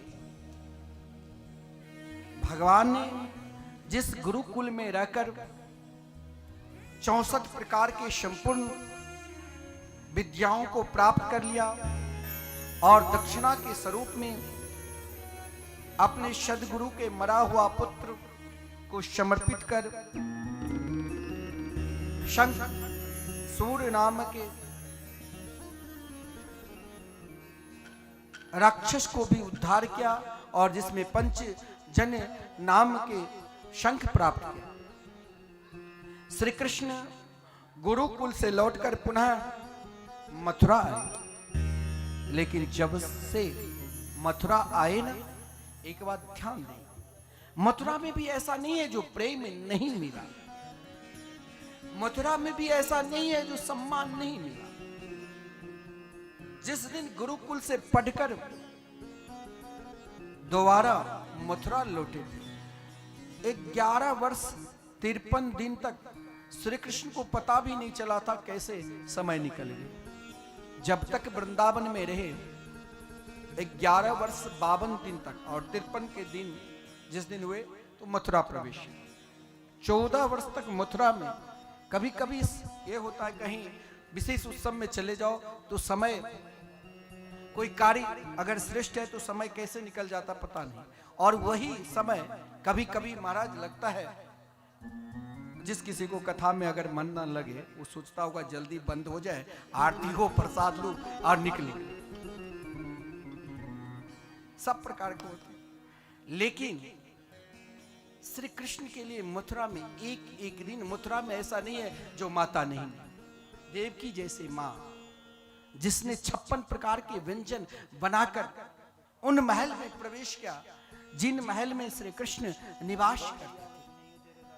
देवकी मैया के साथ हजारों दासियां भी साथ में थी, लेकिन जिस महल में श्री कृष्ण एकांत में बैठकर अगर एक क्षण के लिए, एक पल के लिए अपना किसी को मानता तो एकमात्र उद्धव जी, लेकिन उद्धव जी को मानता, लेकिन अभी तक उद्धव जी भी प्रेम तत्व क्या है उस तत्व को उन स्तर तक नहीं पहुंचे थे, जिस कारण श्री कृष्ण कभी कभी एकांत में बैठकर जब हृदय के मन का प्रश्न कोई सही उत्तर नहीं देता और मन में कुछ दर्द है, व्यथा है, और हम किसे बतावे किसे नहीं बतावे, तो अंदर अनेक प्रकार की चिंता आ जाती, व्याकुलता। देवकी मैया ने सोने के थाल में 56 प्रकार के व्यंजन लेकर श्री कृष्ण के सामने पुरस्कारी कर दिया और सामने खड़ी हो गई, लेकिन देवकी मैया को देखकर श्री कृष्ण के हृदय में तनिक उत्साह और प्रेम नहीं जगा। प्रेम कहाँ जगा? जब वही थाल में देखा माखन, उन माखन को देखते ही कृष्ण के मैया यशोदा की याद,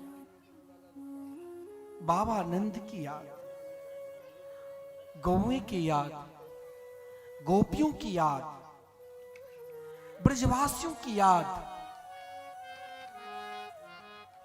और जब उनकी याद करना प्रारंभ किया तो फिर आंख से अश्रुपात। देवकी समझ नहीं पाई, देवकी वसुदेव जी के पास दौड़ते हुए गई। वसुदेव जी ने कहा मेरे को क्या पता, उनके मैंने सुना मथुरा में अगर कोई उनके श्रेष्ठ मित्र है तो उद्धव है। और उद्धव जी कौन थे जानते? वृषणीना प्रवरो मंत्री कृष्णस्य दैते सखा शिष्यो बृहस्पते साक्षात् उद्धवो बुद्धि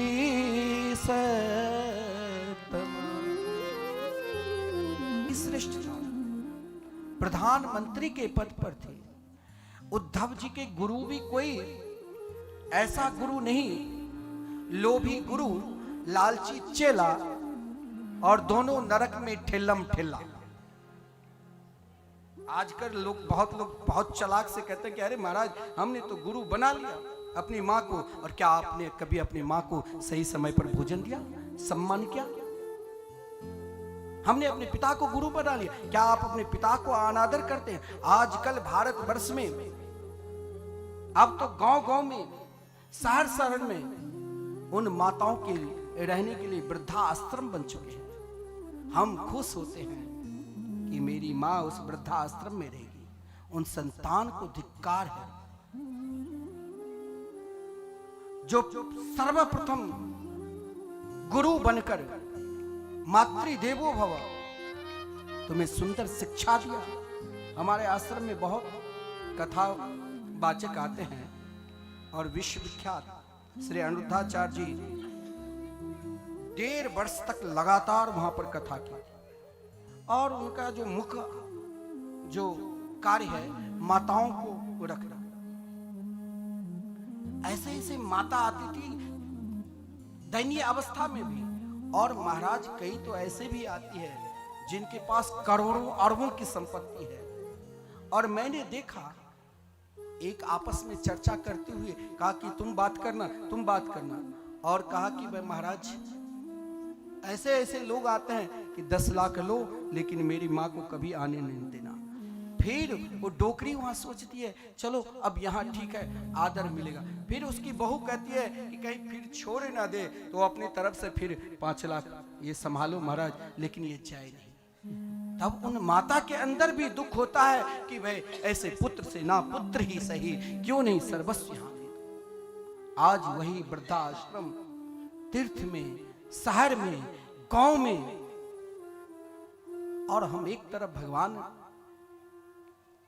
के द्वार पर जाकर पूजन करते हैं।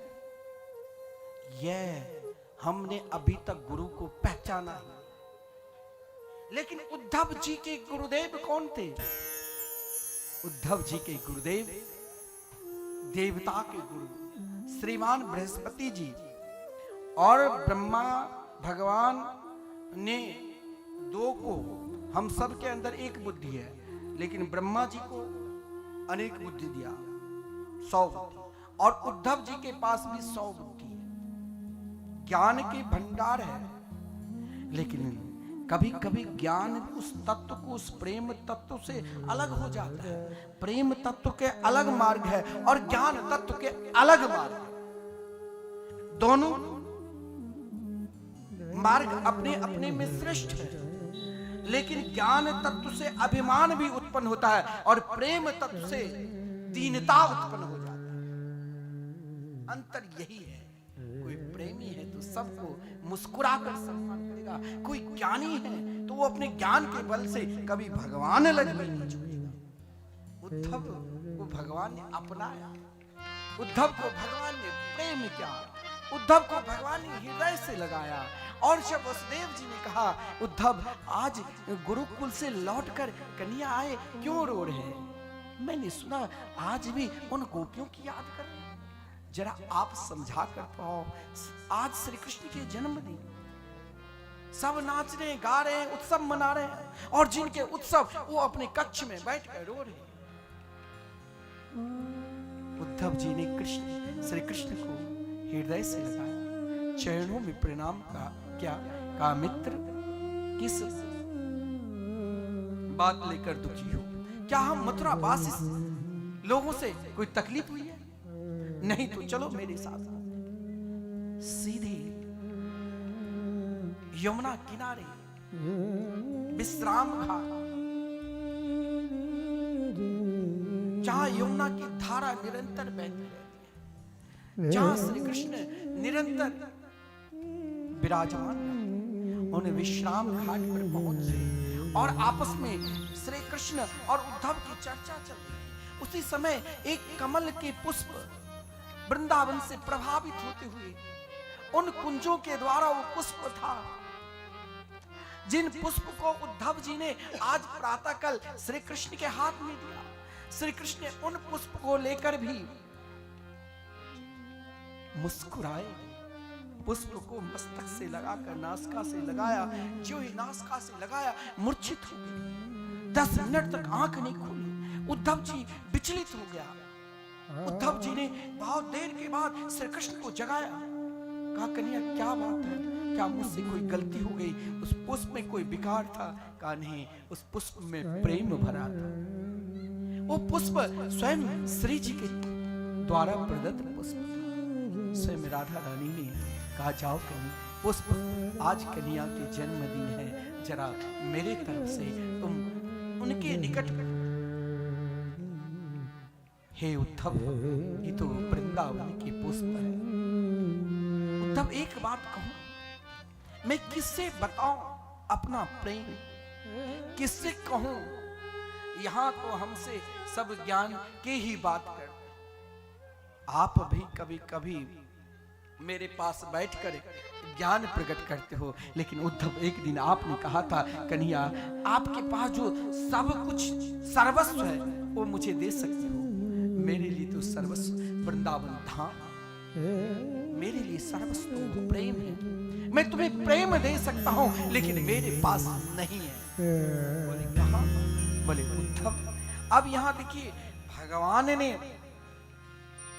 उद्धव जी से, अब यहां पर आप अधिक कहने की जरूरत नहीं है। क्या वृंदावन की महत्व है।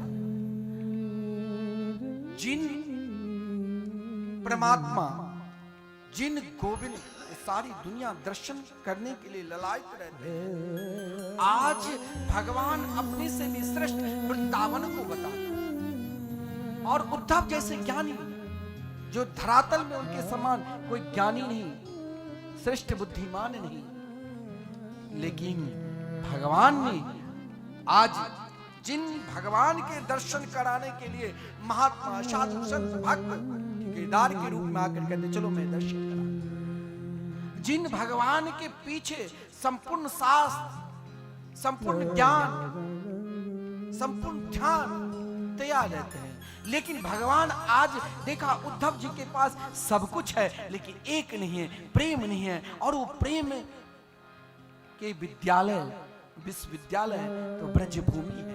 इसीलिए कहा गच्छो दवम ब्रजम भद्रे।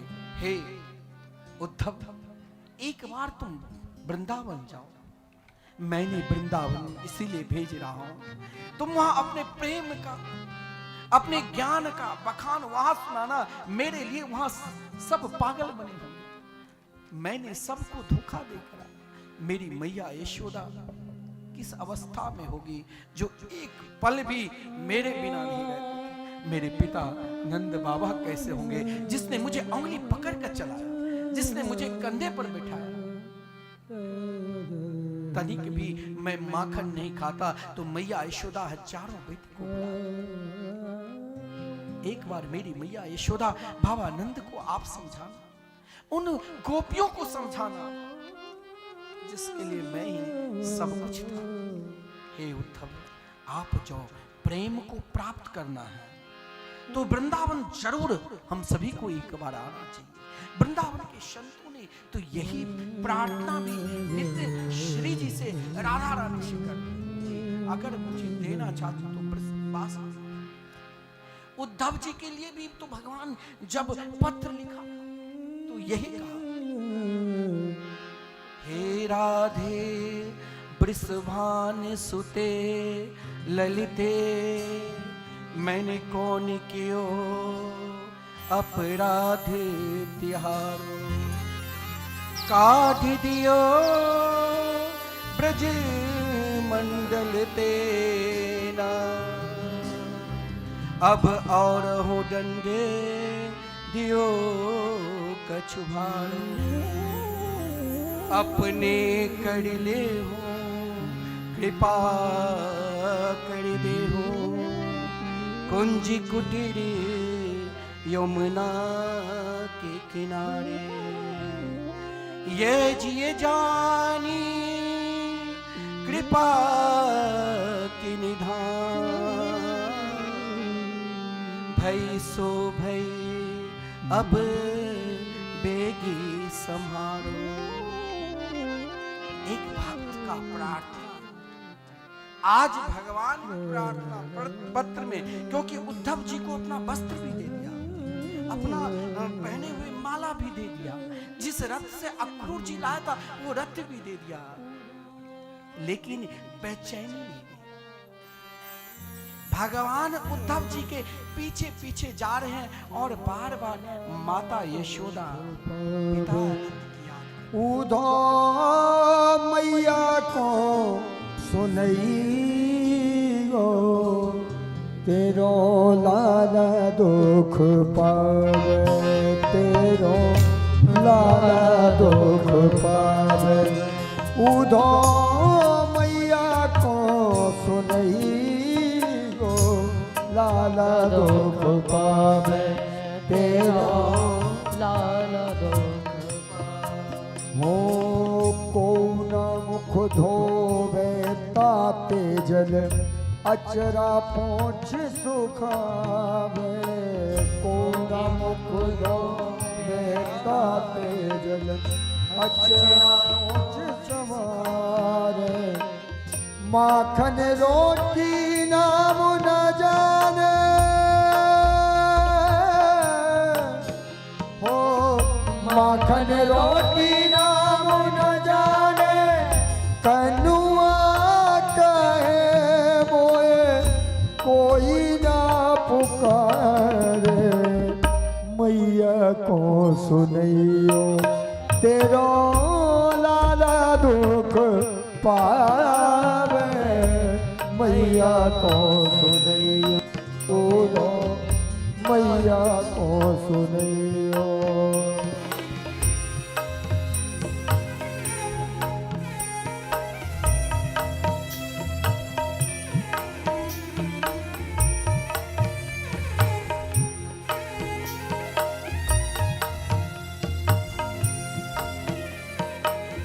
बाबा नंद अंगुरिया गहनित पायन चलन सिखावे बाबा नंद अंगुरिया गहनित पायन चलन सिखावे थको जाने कन्हैया हंस देते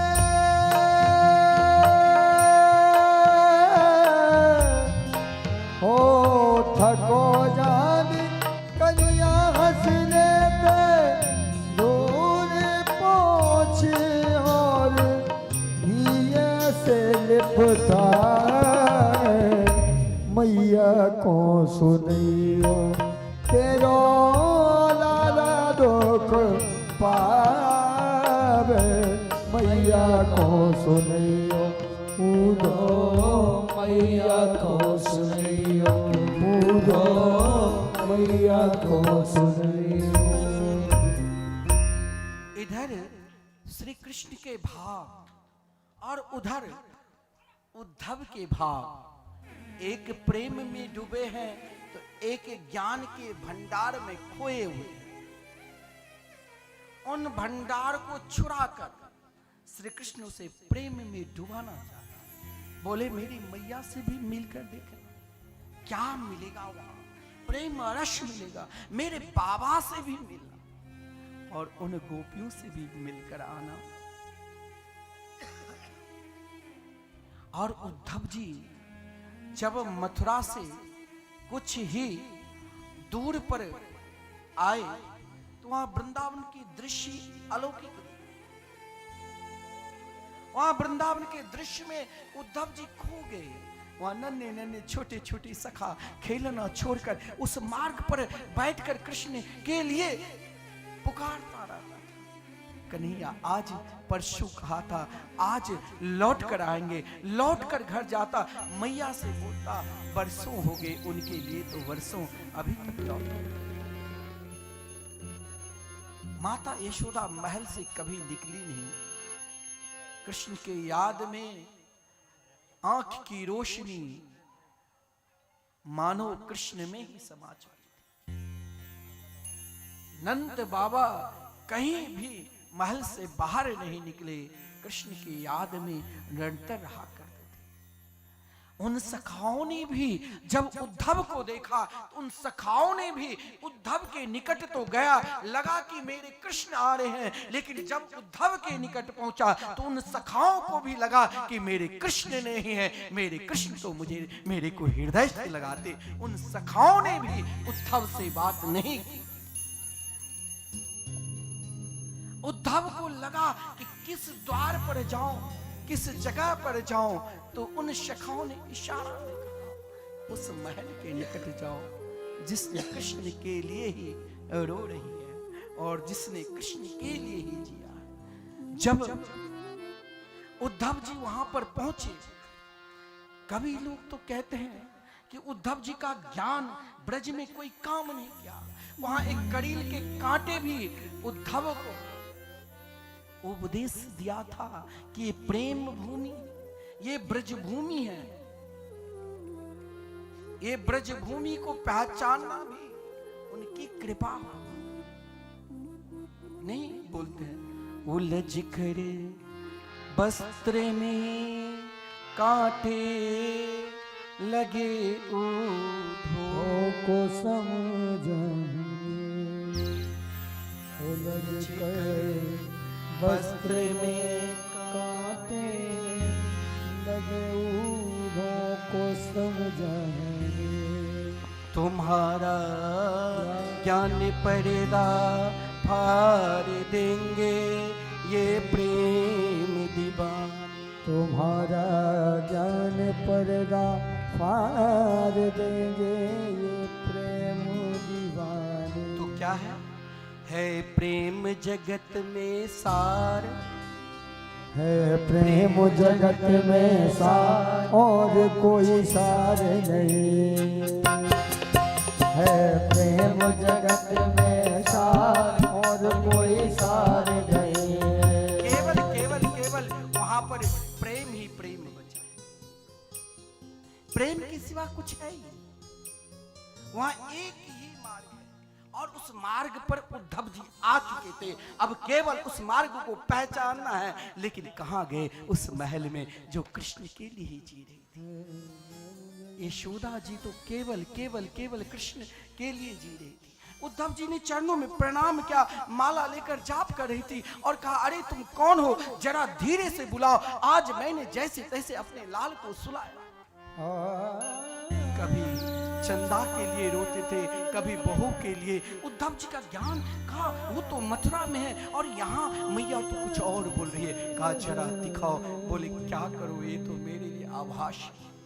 नंद बाबा श्री कृष्ण के चिंतन में डूब चुके थे। यशोदा के अंदर बोलने की शक्ति नहीं रही, मौन हो गई उद्धव को देखकर। आज उद्धव उन माता और पिता को देखकर कहा, वाह कृष्ण धन्य है माता यशोदा जो केवल केवल रो रहे थे कृष्ण के लिए। नंद बाबा अपने आप को धैर्यवान कर एक अतिथि को सम्मान कैसा करना चाहिए, ये नंद बाबा ने सम्मान किया कि मथुरा से आए हैं। लेकिन नंद बाबा, हम लोग चाहते हैं कि परमात्मा के चिंतन करूं, फिर भी नहीं हो पाते हैं। लेकिन कृष्ण प्रेमी ब्रजवासी नहीं चाहकर भी उसी स्थिति में पहुंच जाते हैं जिस स्थिति में नंद बाबा पहुंच गया।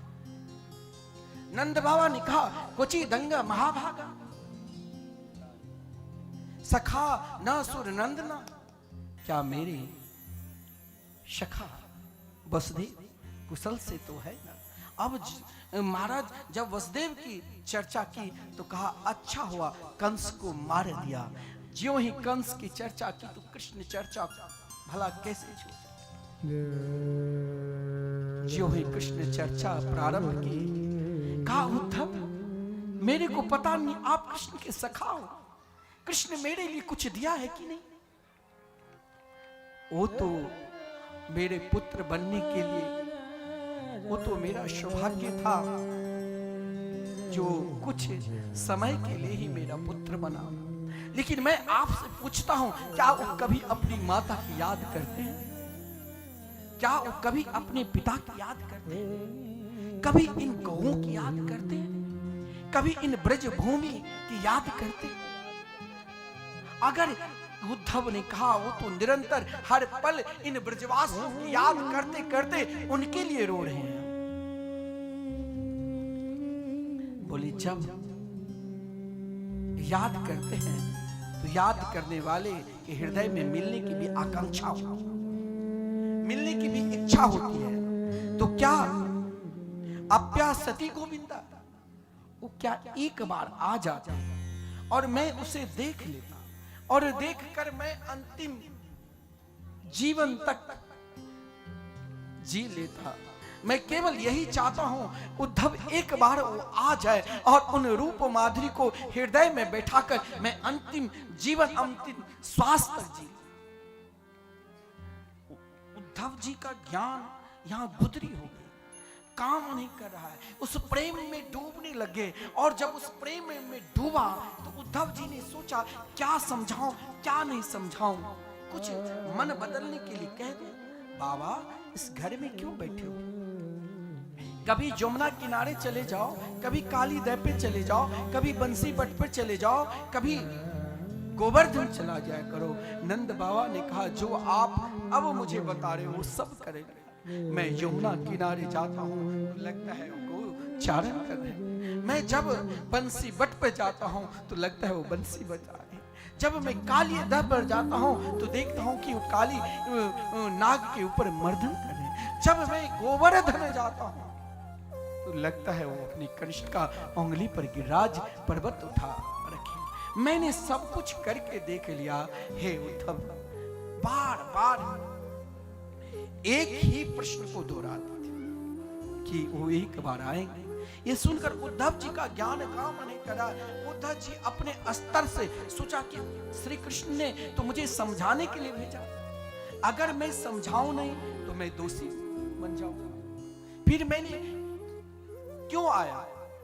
उद्धव जी ने केवल यही कहा, युवाम श्लाघ्यातमो नूनम, हे बाबा आपके समान इस संसार में कोई नहीं है। जिस ब्रह्म को बड़े बड़े योगी यति सन्यासी तरसते हैं, उन ब्रह्म को आपने पुत्र बनाया, लेकिन मेरी दृष्टि में ना उनकी कोई माता है, ना पिता है, ना सगे, ना संबंधी है, ना भाई है, ना बंधु है, वो तो एक ब्रह्म परमात्मा है।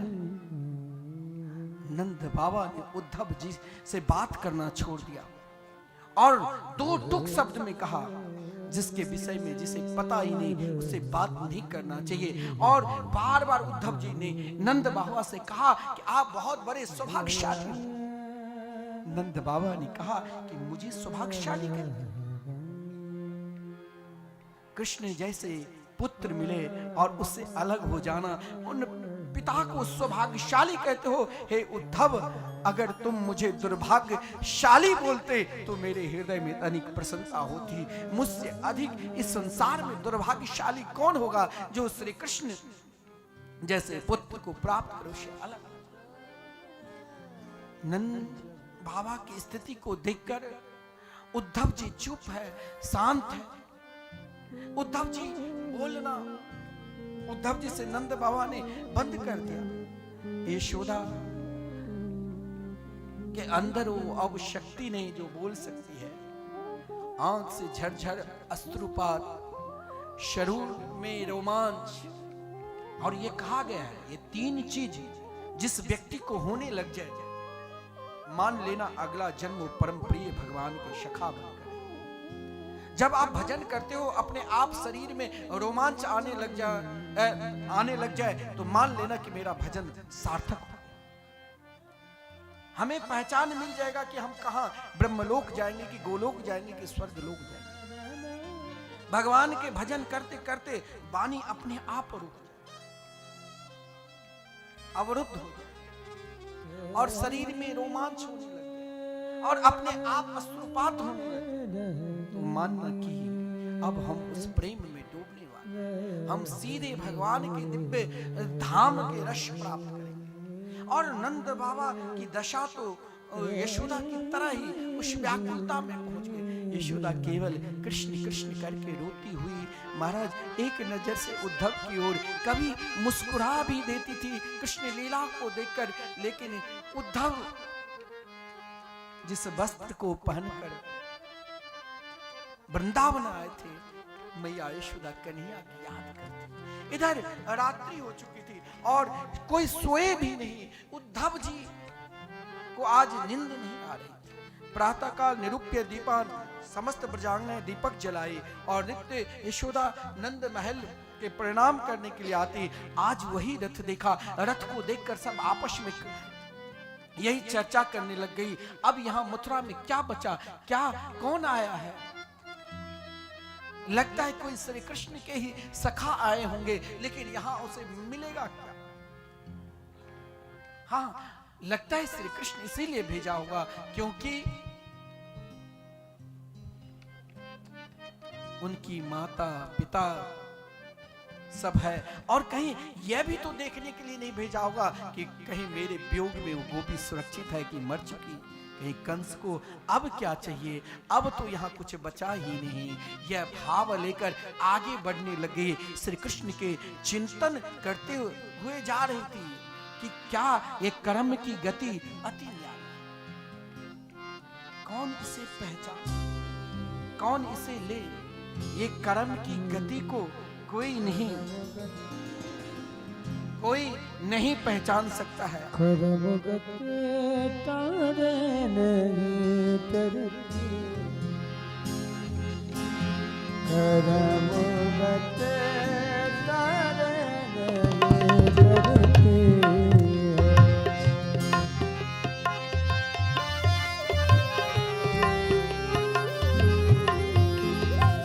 तार नहीं करती है ओ कर्म गते तार नहीं करती। कभी कभी अपने कर्म गति पर सोच रही थी, कभी प्रेम गति में कर्म गति कहां से आ गई। तो उसने तुरंत दूसरी गोपी ने भाव बदल दिया। आप कहां कर्म पर, बोले एक कर्म ये भी। देखिए उनका चिंतन उलझा नहीं, आगे बढ़ने लगे। उद्धव जी भी पीछे पीछे, और अपने अपने कोई कर्म पर तो कोई अपने भाव पर सोच रही। कोई कह रही थी कि मैंने शास्त्र में सुना है कि कपट रहित प्रेम नहीं होता है, सब में कपट है। और यदि कपट रहित प्रेम होता है तो भक्त और भगवान के बीच में फिर उन प्रेम में वियोग क्यों होता है। लगता है कि मैं क्यों नहीं उन वियोग में ही डूब जाऊं और अपने शरीर को त्याग कर दूं। उनका भाव भी अलग है कि मेरे शरीर में जो पंच तत्व है उन तत्व में मिल जाए, जिस तत्व को श्री कृष्ण पहचान चुके हैं। मेरे शरीर में जो आकाश तत्व है उस मठाकाश में मिल जाए जिसमें श्री कृष्ण निवास करते हैं। मेरे शरीर में जो जल तत्व है उस जल में मिल जाए जिससे श्री कृष्ण स्नान करते हैं। मेरे शरीर में जो वायु तत्व है उस हवा में मिल जाए जिस पंखा से श्री कृष्ण को हवा मिल जाए। मेरे शरीर में जो अग्नि तत्व है उन अग्नि में मिल जाए जिस दर्पण में श्री कृष्ण अपना मुख देखते हैं। मेरे शरीर में जो मिट्टी तत्व है उस धूल में मिल जाए जिस धूल जिस मार्ग पे श्री कृष्ण चलते हैं। ऐसे भाव लेकर वो गोपी आगे बढ़ रही थी और सीधे उनके पीछे पीछे उद्धव जी और महाराज उद्धव जी वहां पर पहुंचा जहां श्री जी एक विशाल सिंहासन पर बैठी हुई थी और विलक्षण भ्रमर गीत है। देखिए समय हो चुका है, आप लोग कुछ देर बैठे रहेंगे तो इस भाव को श्रवण करेंगे, नहीं तो सीधे हम सब श्री कृष्ण रुक्मिणी मंगल विवाह उत्सव में प्रवेश करेंगे और भजन के माध्यम से आनंद लेंगे। आप लोग तो बहुत विलक्षण श्रोता है, बड़े शांत चित्त होकर। तो आज कल तो कथा की विश्राम ही है और मुख्य कथा कुछ देर भी हो जाए, तो अगर बैठना है तो हाथ उठाइए।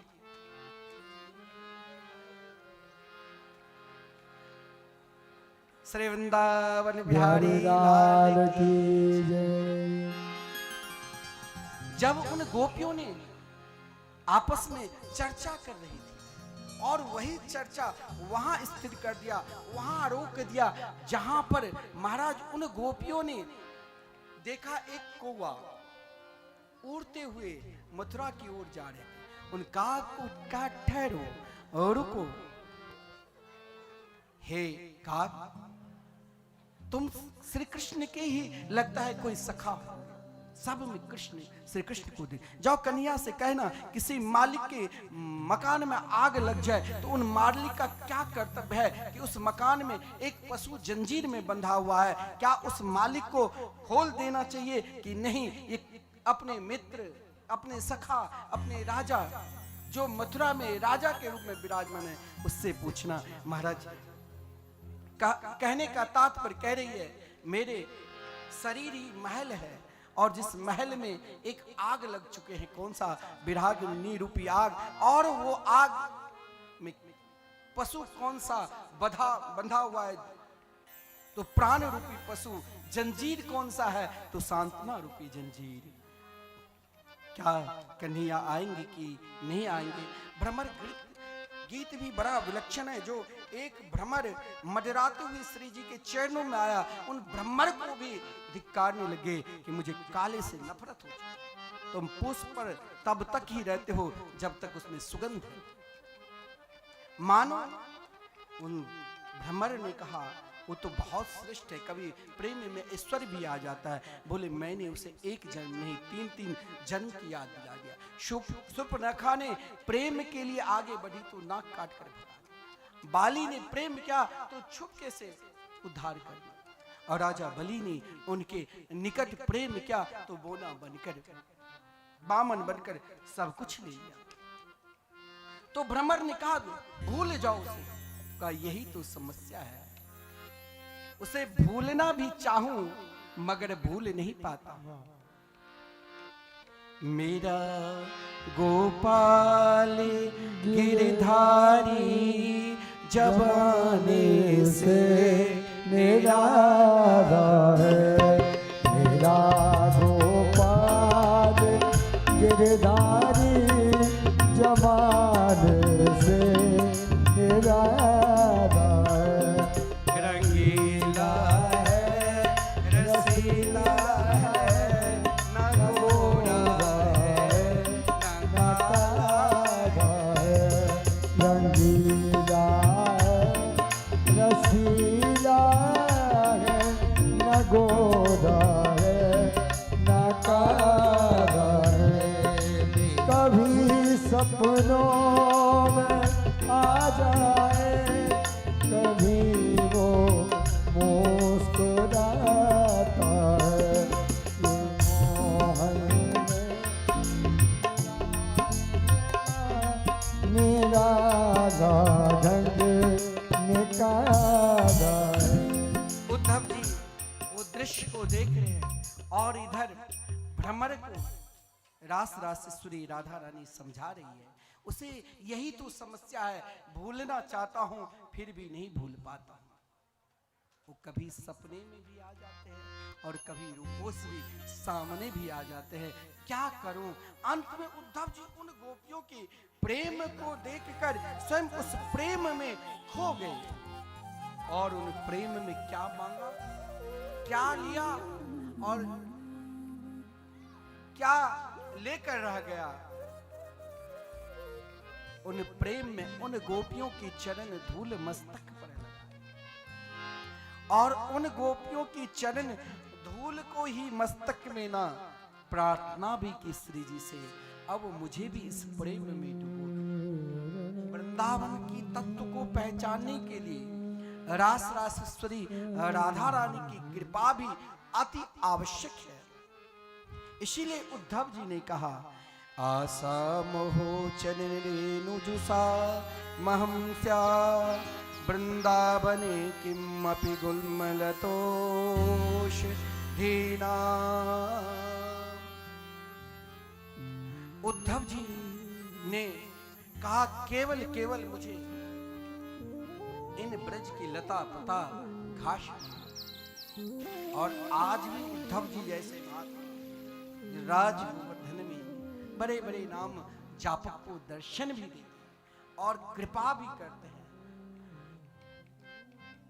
उद्धव जी ने दर्शन किया, फिर वहां पर विलक्षण भाव, पीले सिंहासन, पीले ही पुष्प, पीले ही वन उपवन, और वहां प्रिया प्रीतम के दर्शन करके सीधे प्रस्थान के मथुरा में सबसे मिले, परंतु श्री कृष्ण से बाद में मिले। श्री कृष्ण से कहा कन्हैया तुम बहुत निष्ठुर हो। श्री कृष्ण ने कहा यही तो प्रेम प्रकट करवाने के लिए हे उद्धव मैंने आपको वृंदावन भेजा। और महाराज जो ही उद्धव जी नेत्र बंद किए, वहां से राधा और कृष्ण, राधा कृष्णम स्वरूपाम्बे कृष्णम राधा स्वरूपनम, दोनों तत्व को एक साथ दर्शन किया। कंस जब मारा गया तो उसकी कंस की पत्नी अस्ति और प्राप्ति रोती हुई जब जरासंध के पास गई तो जरासंध ने 23 अक्षोणी सेना को लेकर मथुरा में आक्रमण कर दिया, लेकिन अपना विश्वास को कभी तोड़ा नहीं। 17 बार हार मिलने के बाद भी एक काम प्रयास हर हमेशा करना चाहिए। कभी आप परीक्षा दे रहे हो, सफलता न मिले तो और देना चाहिए। कोई आप कार्य करते हो श्रेष्ठ कार्य, उसमें सफलता न मिले तब तक कार्य करते रहो जब तक सफलता न मिले। जरासंध ने उन कार्य को आगे बढ़ाओ तो जरासंध ने भी 1000 विप्रों के द्वारा अनुष्ठान करवाया और कहा देखो इस बार अगर मुझे विजय श्री नहीं मिलेगी तो 1000 को 2000। अब शब भगवान से यही प्रार्थना की, हे प्रभु आपको कोई माखन चोर भी बोलते हैं, कोई वस्त्र चोर भी बोलते हैं, एक बार रण चोर भी। भगवान ने बलदाऊ भैया को समझाया, बलदाऊ भैया मान गए। भगवान ने एक सुंदर क्षेत्र जो समुद्र के बीच में टापू है, उस स्थली नाम के बाद में द्वारका नाम पड़ा। भगवान ने योग माया शक्ति के द्वारा संपूर्ण मथुरावासी को पुनः द्वारका भेज दिया। और इधर उससे पूर्व महाराज जरासंध के एक मित्र कालयवन, उसने भी आक्रमण किया मथुरा पर। भगवान ने मुचकुंद के माध्यम से कालयवन को भी उद्धार कराया। और इधर जरासंध मथुरा पर जब आक्रमण किए तो श्री कृष्ण और श्री बलदाऊ भैया दौड़ते हुए सीधे गुजरात के निकट जहां एक प्रवर्तन नाम के पर्वत है, जिस पर्वत पर सीधे श्री कृष्ण और बलदाऊ दोनों भैया उस पर्वत पर चले गए। जरासंध को लगा कि पर्वत में छुपे हैं, लेकिन श्री कृष्ण और बलदाऊ भैया दोनों छलांग लगाकर अपने अपने महल द्वारका में प्रवेश किए। जहां तालध्वज नाम के रथ था वहां बलदाऊ भैया अपने महल में, और जहां गरुड़ध्वज नाम के रथ था वहां श्री कृष्ण अपने महल में। इधर जरासंध को लगा कि मुझे विजयश्री मिली। आदरणीय श्रीमान सुखदेव जी महाराज परीक्षित से प्रश्न करते हैं कि क्या श्री कृष्ण 16,108 विवाह में से एक भी विवाह का आप वर्णन नहीं श्रवण किया? द्वारका में क्या विवाह किए कि नहीं? बोले हाँ, द्वारका में रहकर ही भगवान 16,108 विवाह करते हैं। सर्वप्रथम भगवती रुक्मिणी जी के साथ। आदरणीय श्रीमान सुखदेव जी वर्णन करते हैं कि महाराज राजा सिद्ध भीष्म को नाम वेदर्वादी पति महा तस्य पंचा भवन पुत्रा कन्यका च वरा। महाराज भीष्म के कई पुत्र थे, 5 पुत्र। सबसे बड़ा जो पुत्र था बहुत दुर्दान था। महाराज भीष्म ने इच्छा की, क्योंकि महाराज भीष्म की पत्नी ने कहा मेरे को कुछ नहीं चाहिए, एक बेटी चाहिए, जिसके लिए महाराज भीष्म ने लक्ष्मी जी की आराधना की। नित्य समुद्र में जब स्नान करने के लिए, संध्या वंदन करने के लिए पहुंचते, आज ब्रह्म मुहूर्त में अष्टभुजी रूप में दिव्य देवी को देखा। महाराज भीष्म ने सुंदर स्तुति की और देखते ही देखते छोटी सी कन्या हो गई, और वही कन्या को लेकर घर लाया, पत्नी को दिया, नाम पड़ा रुक्मिणी जी। रुक्मिणी जी पढ़ लिख कर विदुषी हुई, और लेकिन रुक्मिणी जी के जीवन का एक संकल्प था, जिसने बाल्यावस्था में उस संकल्प ले लिया। एक पिता के हृदय में चिंता कि पुत्री की शादी विवाह कराऊं, लेकिन पिता का कुछ नहीं चलने देता था। उनका बड़ा पुत्र रुक्मी जो महादुष्ट दुराचारी पापी अधर्मी असुर स्वभाव का था, उसने अपनी बहन की विवाह चेरी नरेश महाराज सिसवाल के साथ बिल्कुल ठीक कर लिया था। इधर रुक्मिणी जी को जब ये सूचना मिली तो रुक्मिणी जी ने 7 मंत्रों के द्वारा पत्र लिखा। एक एक पत्र अनुष्ठान लाए। किसी के पुत्री की शादी ना हो तो ज्योतिषाचार्य पंडित जी सब इस मंत्र का अनुष्ठान भी कराते। उन 7 मंत्रों के द्वारा पत्र लिखा, लेकिन पत्र किसे दे?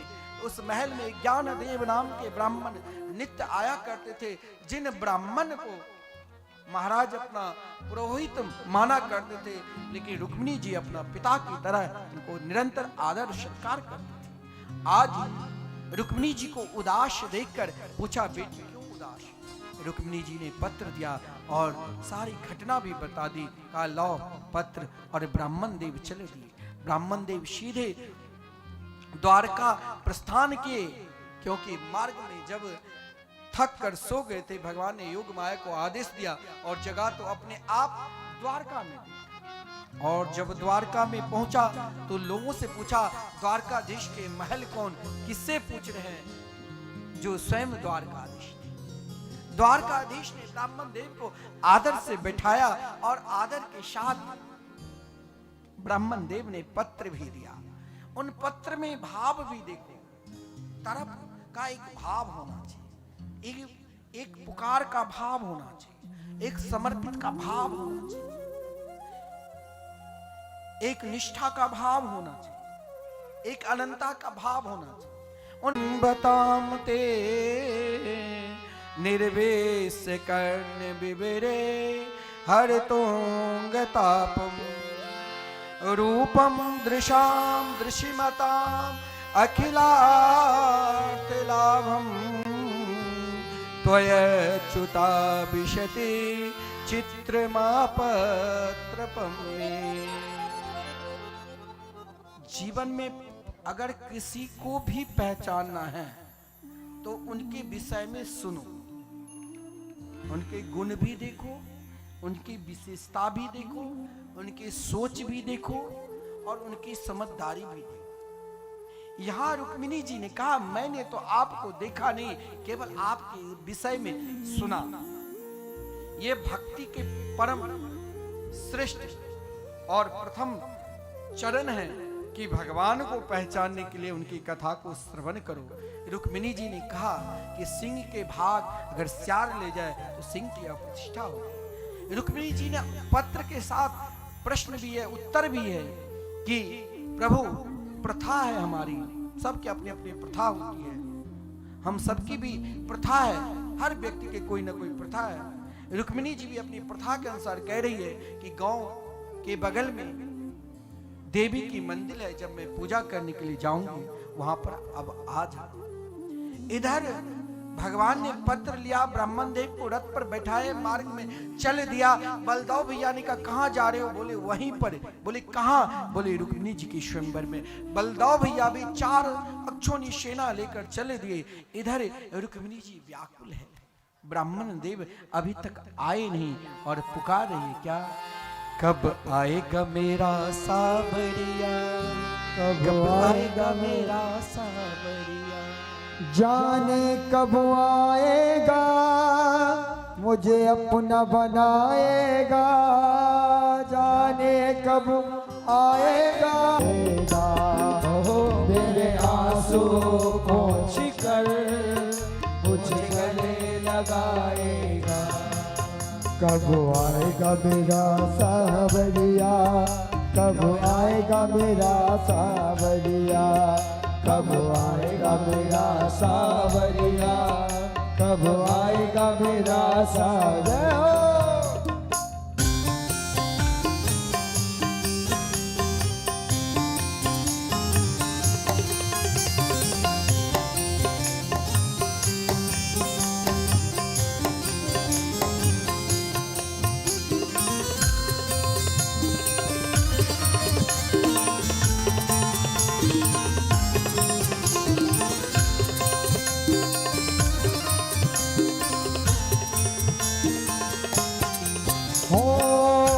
थक गए नैन मेरे रस्ता निगार के, थक गए नैन मेरे रस्ता निहार के।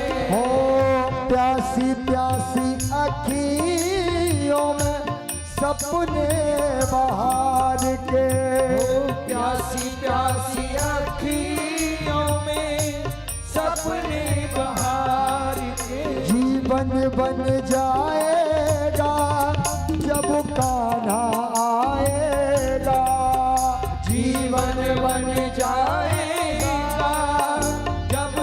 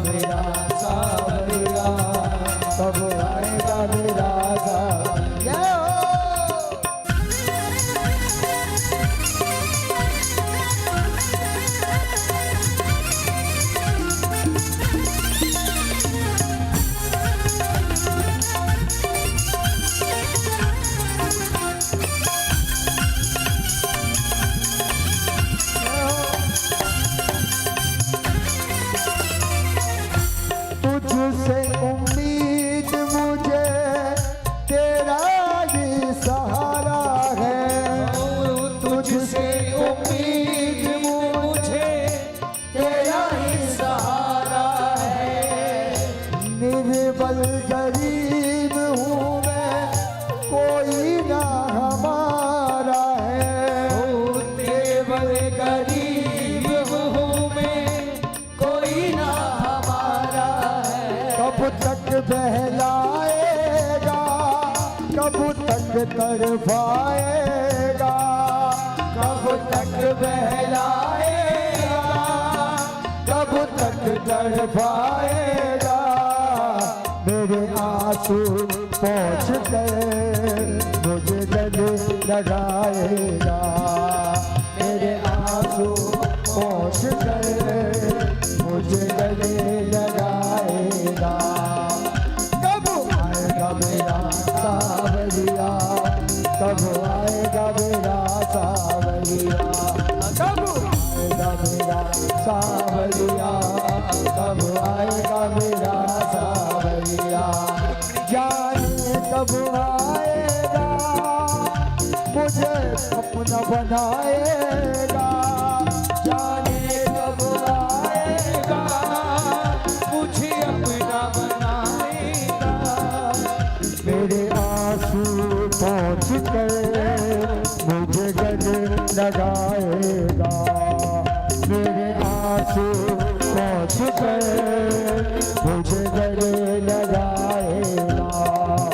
कब आएगा मेरा सावरिया, कब आएगा मेरा सावरिया, कब आएगा मेरा सावरिया। आजा के जिंदगी का पहलू बदल न जाएगा, और तेरे आते आते शाम मेरा कब निकल न जाए। बोले द्वारकाधीश की जय हो। जब रुक्मिणी जी व्याकुलता होकर चारों तरफ देख रही थी, उसी समय ब्राह्मण देव आए। ब्राह्मण देव ने जब कहा कन्हैया बिल्कुल निकट आ चुके हैं, रुक्मिणी जी को हुआ कि ब्राह्मण देव को आज मैं क्या दूं, अपने आप उनके चरणार बिंद में क्षमा गए। इसीलिए ब्राह्मणों की कभी निंदा नहीं करना चाहिए, उनके चरणार बिंद में, इसलिए हमारी प्रथा रही है चरण छूने की। उनके चरणार बिंद में स्वयं लक्ष्मी समा गई। इधर महाराज 10,000 सुरक्षा कर्मी भी साथ में और 10,000 सहेली के साथ रुक्मिणी जी देवी कत्यानी के पूजन करने के लिए जाती है। पूजन कर रही है कत्यानी को, उसी समय महाराज उनमें अपने द्वारकाधीश के भी दर्शन कर रही है। और महाराज जो ही मंदिर से बाहर निकलती है, उसी समय द्वारकाधीश रथ लेकर तैयार है। रुक्मिणी जी के दर्शन, उस समय जो सुरक्षा कर्मी था, किसी ने उनके चरणार में, किसी ने उनके थार में, किसी ने उनके बाल को दर्शन किया। बड़े आसानी के साथ द्वारकाधीश ने रुक्मिणी जी को हाथ पकड़ लिया, रथ पर बैठा दिया। उनके रुक्मिणी आक्रमण किया, लेकिन उसे लज्जित होकर वहां नहीं जा पाए। और बड़े आनंद के साथ महाराज श्री कृष्ण ने रुक्मिणी जी को अपने साथ बैठा कर रथ पर ले गए। इधर जरासंध को जब सूचना मिली तो गया भी नहीं, शिशुपाल को और भी राक्षसों को बलदाऊ भैया ने मूर्छित कर दिए। और इधर पुनः महाराज भीष्मक बड़े धूमधाम के साथ अपनी बेटी की शादी करते हैं। आज की कथा की यहीं पर विश्राम। आइए हम सब एक दो भजन का आनंद लेंगे, फिर आरती के दर्शन करेंगे और आरती के दर्शन के पश्चात कल की कथा सुदामा चरित और संपूर्ण भागवत के सारे तत्व भी श्रवण करेंगे, भागवत पूजन भी करेंगे। आइए हम सब बड़े धूमधाम के साथ श्री कृष्ण रुक्मिणी मंगलमय विवाह उत्सव पुनः महाराज भीष्मक स्वयं को कन्यादान की, भीष्मक के हृदय में उत्साह की कमी नहीं है। हम सब भी बड़े उत्साह के साथ आज संपूर्ण द्वारका नगरी भी सजी है और महाराज स्वयं दुल्हा सरकार स्वयं द्वारकाधीश बने।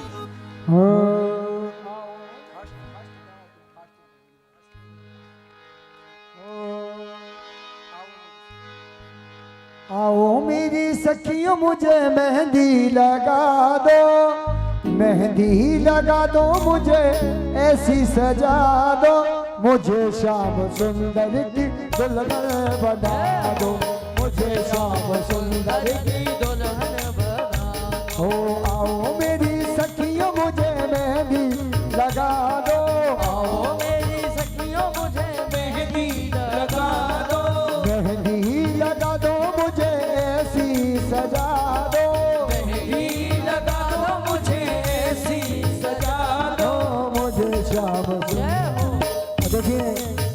सभी लोग भगवान का पूजन करेंगे।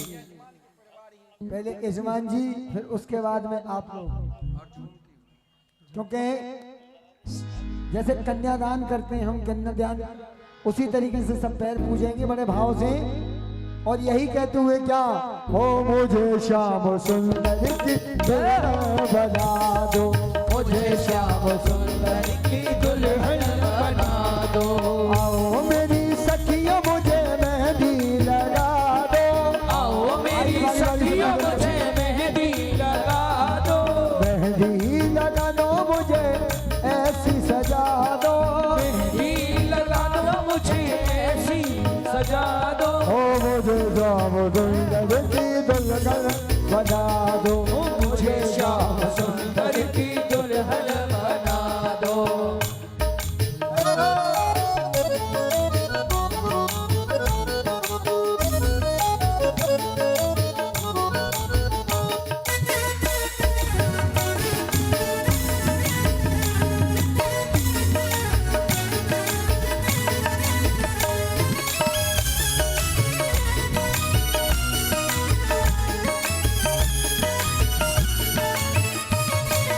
देखिए, जैसे हमारे यहाँ विवाह होता है ना, तो हम सभी कन्यादान लेते हैं, तो ये तो साक्षात भगवान का विवाह है। इसमें तो बड़े भाव से तन मन धन तीनों से आए, और बड़े भाव से यही कहना है क्या, सत्संग में मेरी बात चलाए, सत्संग में मेरी बात चलाई, सतगुरु ने मेरी कीरी सगाई, सतगुरु ने मेरी कीरी रे सगाई। उनको बुला के हट लेवा तो करा दो, उनको बुला के हाथ लेवा तो करा दो। हो मुझे श्याम सुंदर की दुल्हन बना दो, मुझे श्याम सुंदर की दुल्हन बना बोले वाके बिहारी लाल की। और यही कहते हुए बड़े भाव से, और सभी लोग पूजन करने के लिए खड़े हो सकते हैं, सभी पूजन कर सकते हैं बड़े भाव से, और भाव से नाचते जाती यही कहना है, सहनाइयों की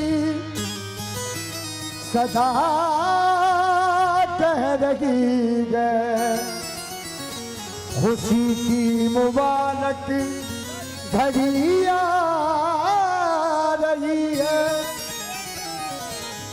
सजी सुर्ख जोड़े में चांद सी रुकमन, जमीन पर फलक से मेरी माँ लक्ष्मी आ रही है। आज दूल्हा बने गंडोला, के जोड़ी का जवाब नहीं, आज दूल्हा बने गंडोला, के जोड़ी का जवाब नहीं, के जोड़ी का जवाब नहीं, के जोड़ी का जवाब नहीं, के जोड़ी का जवाब नहीं, के जोड़ी का जवाब नहीं। आज दूल्हा दूल्हा दूल्हा, आज दूल्हा दूल्हा दूल्हा, आज दूल्हा बने गंडोला, के जोड़ी का जवाब नहीं, आज दूल्हा बने गंडोला, के जोड़ी का जवाब। तालियां बजा दो उधर से, हरिओम।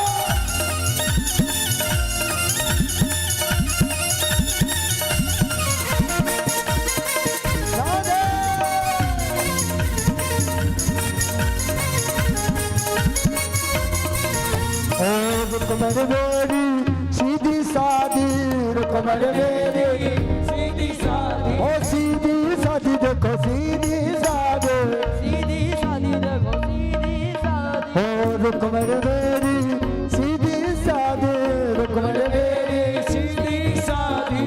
देखिए, जो लोग पैर पूज लें वो उधर होते जाएं, और जो पीछे माताएं बहनें खड़ी हैं वो पैर पूजेंगी, तो सभी लोग साइड पे होते जाएं और सभी बारी बारी से, और यही कहना है, रुकमन मेरी सीधी सादी, रुकमन मेरी सीधी सादी, रुकमन मेरी सीधी सादी, देखो सीधी सादी, देखो सीधी। सीधी सादी। और चंचल है नंदलाल, के जोड़ी का जवाब नहीं, आज दूल्हा बने नंदलाल, के जोड़ी का जवाब नहीं, के जोड़ी का जवाब नहीं, के जोड़ी का जवाब नहीं, के जोड़ी का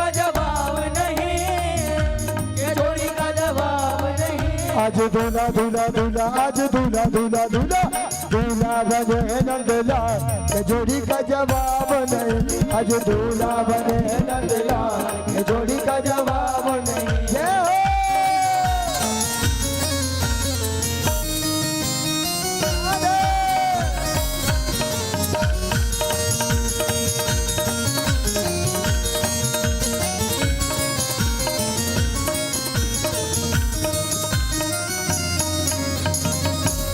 हो लाल की जय। आइए हम सब मिलकर अब एक भजन का आनंद लेंगे, फिर आरती के दर्शन करेंगे। दो शब्द आचार्य जी बोलेंगे।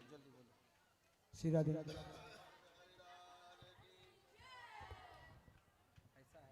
पूजन भी करते रहे।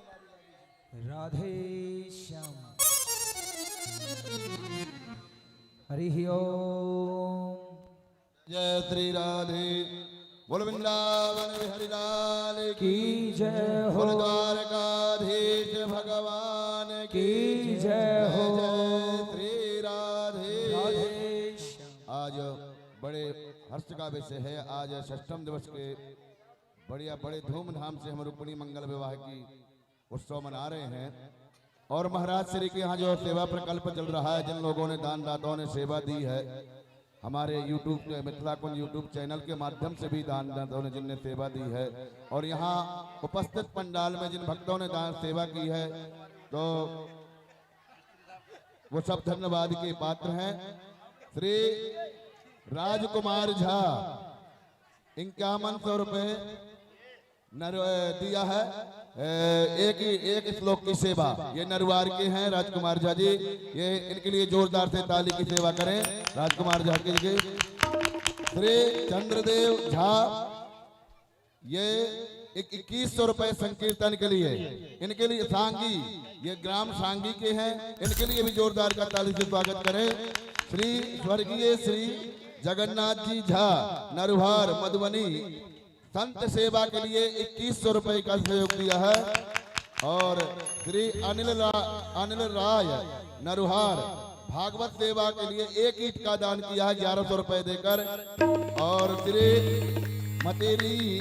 मती वीरदेव यादव, इन्होंने भी 1100 संत सेवा में दिया है। और श्रीमती उमदा देवी, इन्होंने 500 रुपए की सेवा दिया है। इन सभी दानदाताओं के लिए जोरदार से ताली का स्वागत करें। और जो भी देखिए सेवा देना चाहें वो यहाँ से रसीद प्राप्त कर लेंगे। और आइए अब धूमधाम से रुक्मिणी मंगल का विवाह उत्सव मनाएंगे, इसके पश्चात आरती करेंगे। जय श्री राधे।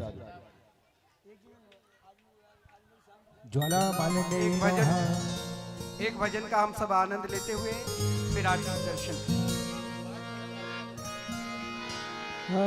आज मेरे शाम की शादी, आज मेरे शाम की शादी है, आज मेरे शाम की शादी है, शाम की शादी है, आज मेरे शाम की शादी है। ओ शाम की शादी है, मेरे घन श्याम की शादी है, आज मेरे शाम की शादी है, आज मेरे शाम की शादी। भैया जो पीछे आ रहे हैं उन्हें पैर पूजने दें, नुस्खा दे दें। ऐसा लगता है कि घर संतान की शादी है, आज मेरे शाम की शादी है, आज मेरे शाम की शादी है।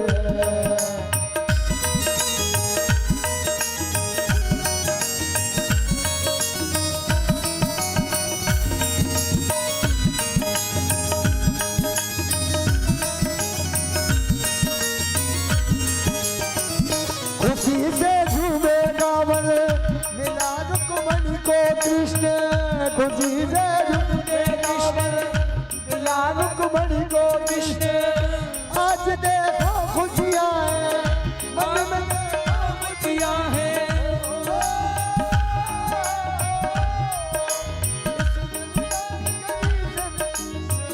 की शादी है, आज मेरे शाम की शादी है, आज मेरे शाम की शादी है, आज मेरे शाम की शादी है, आज मेरे शाम। मुकुट श्री मोर का मेरे चित चोर का, मुकुट श्री मोर का मेरे चित चोर का।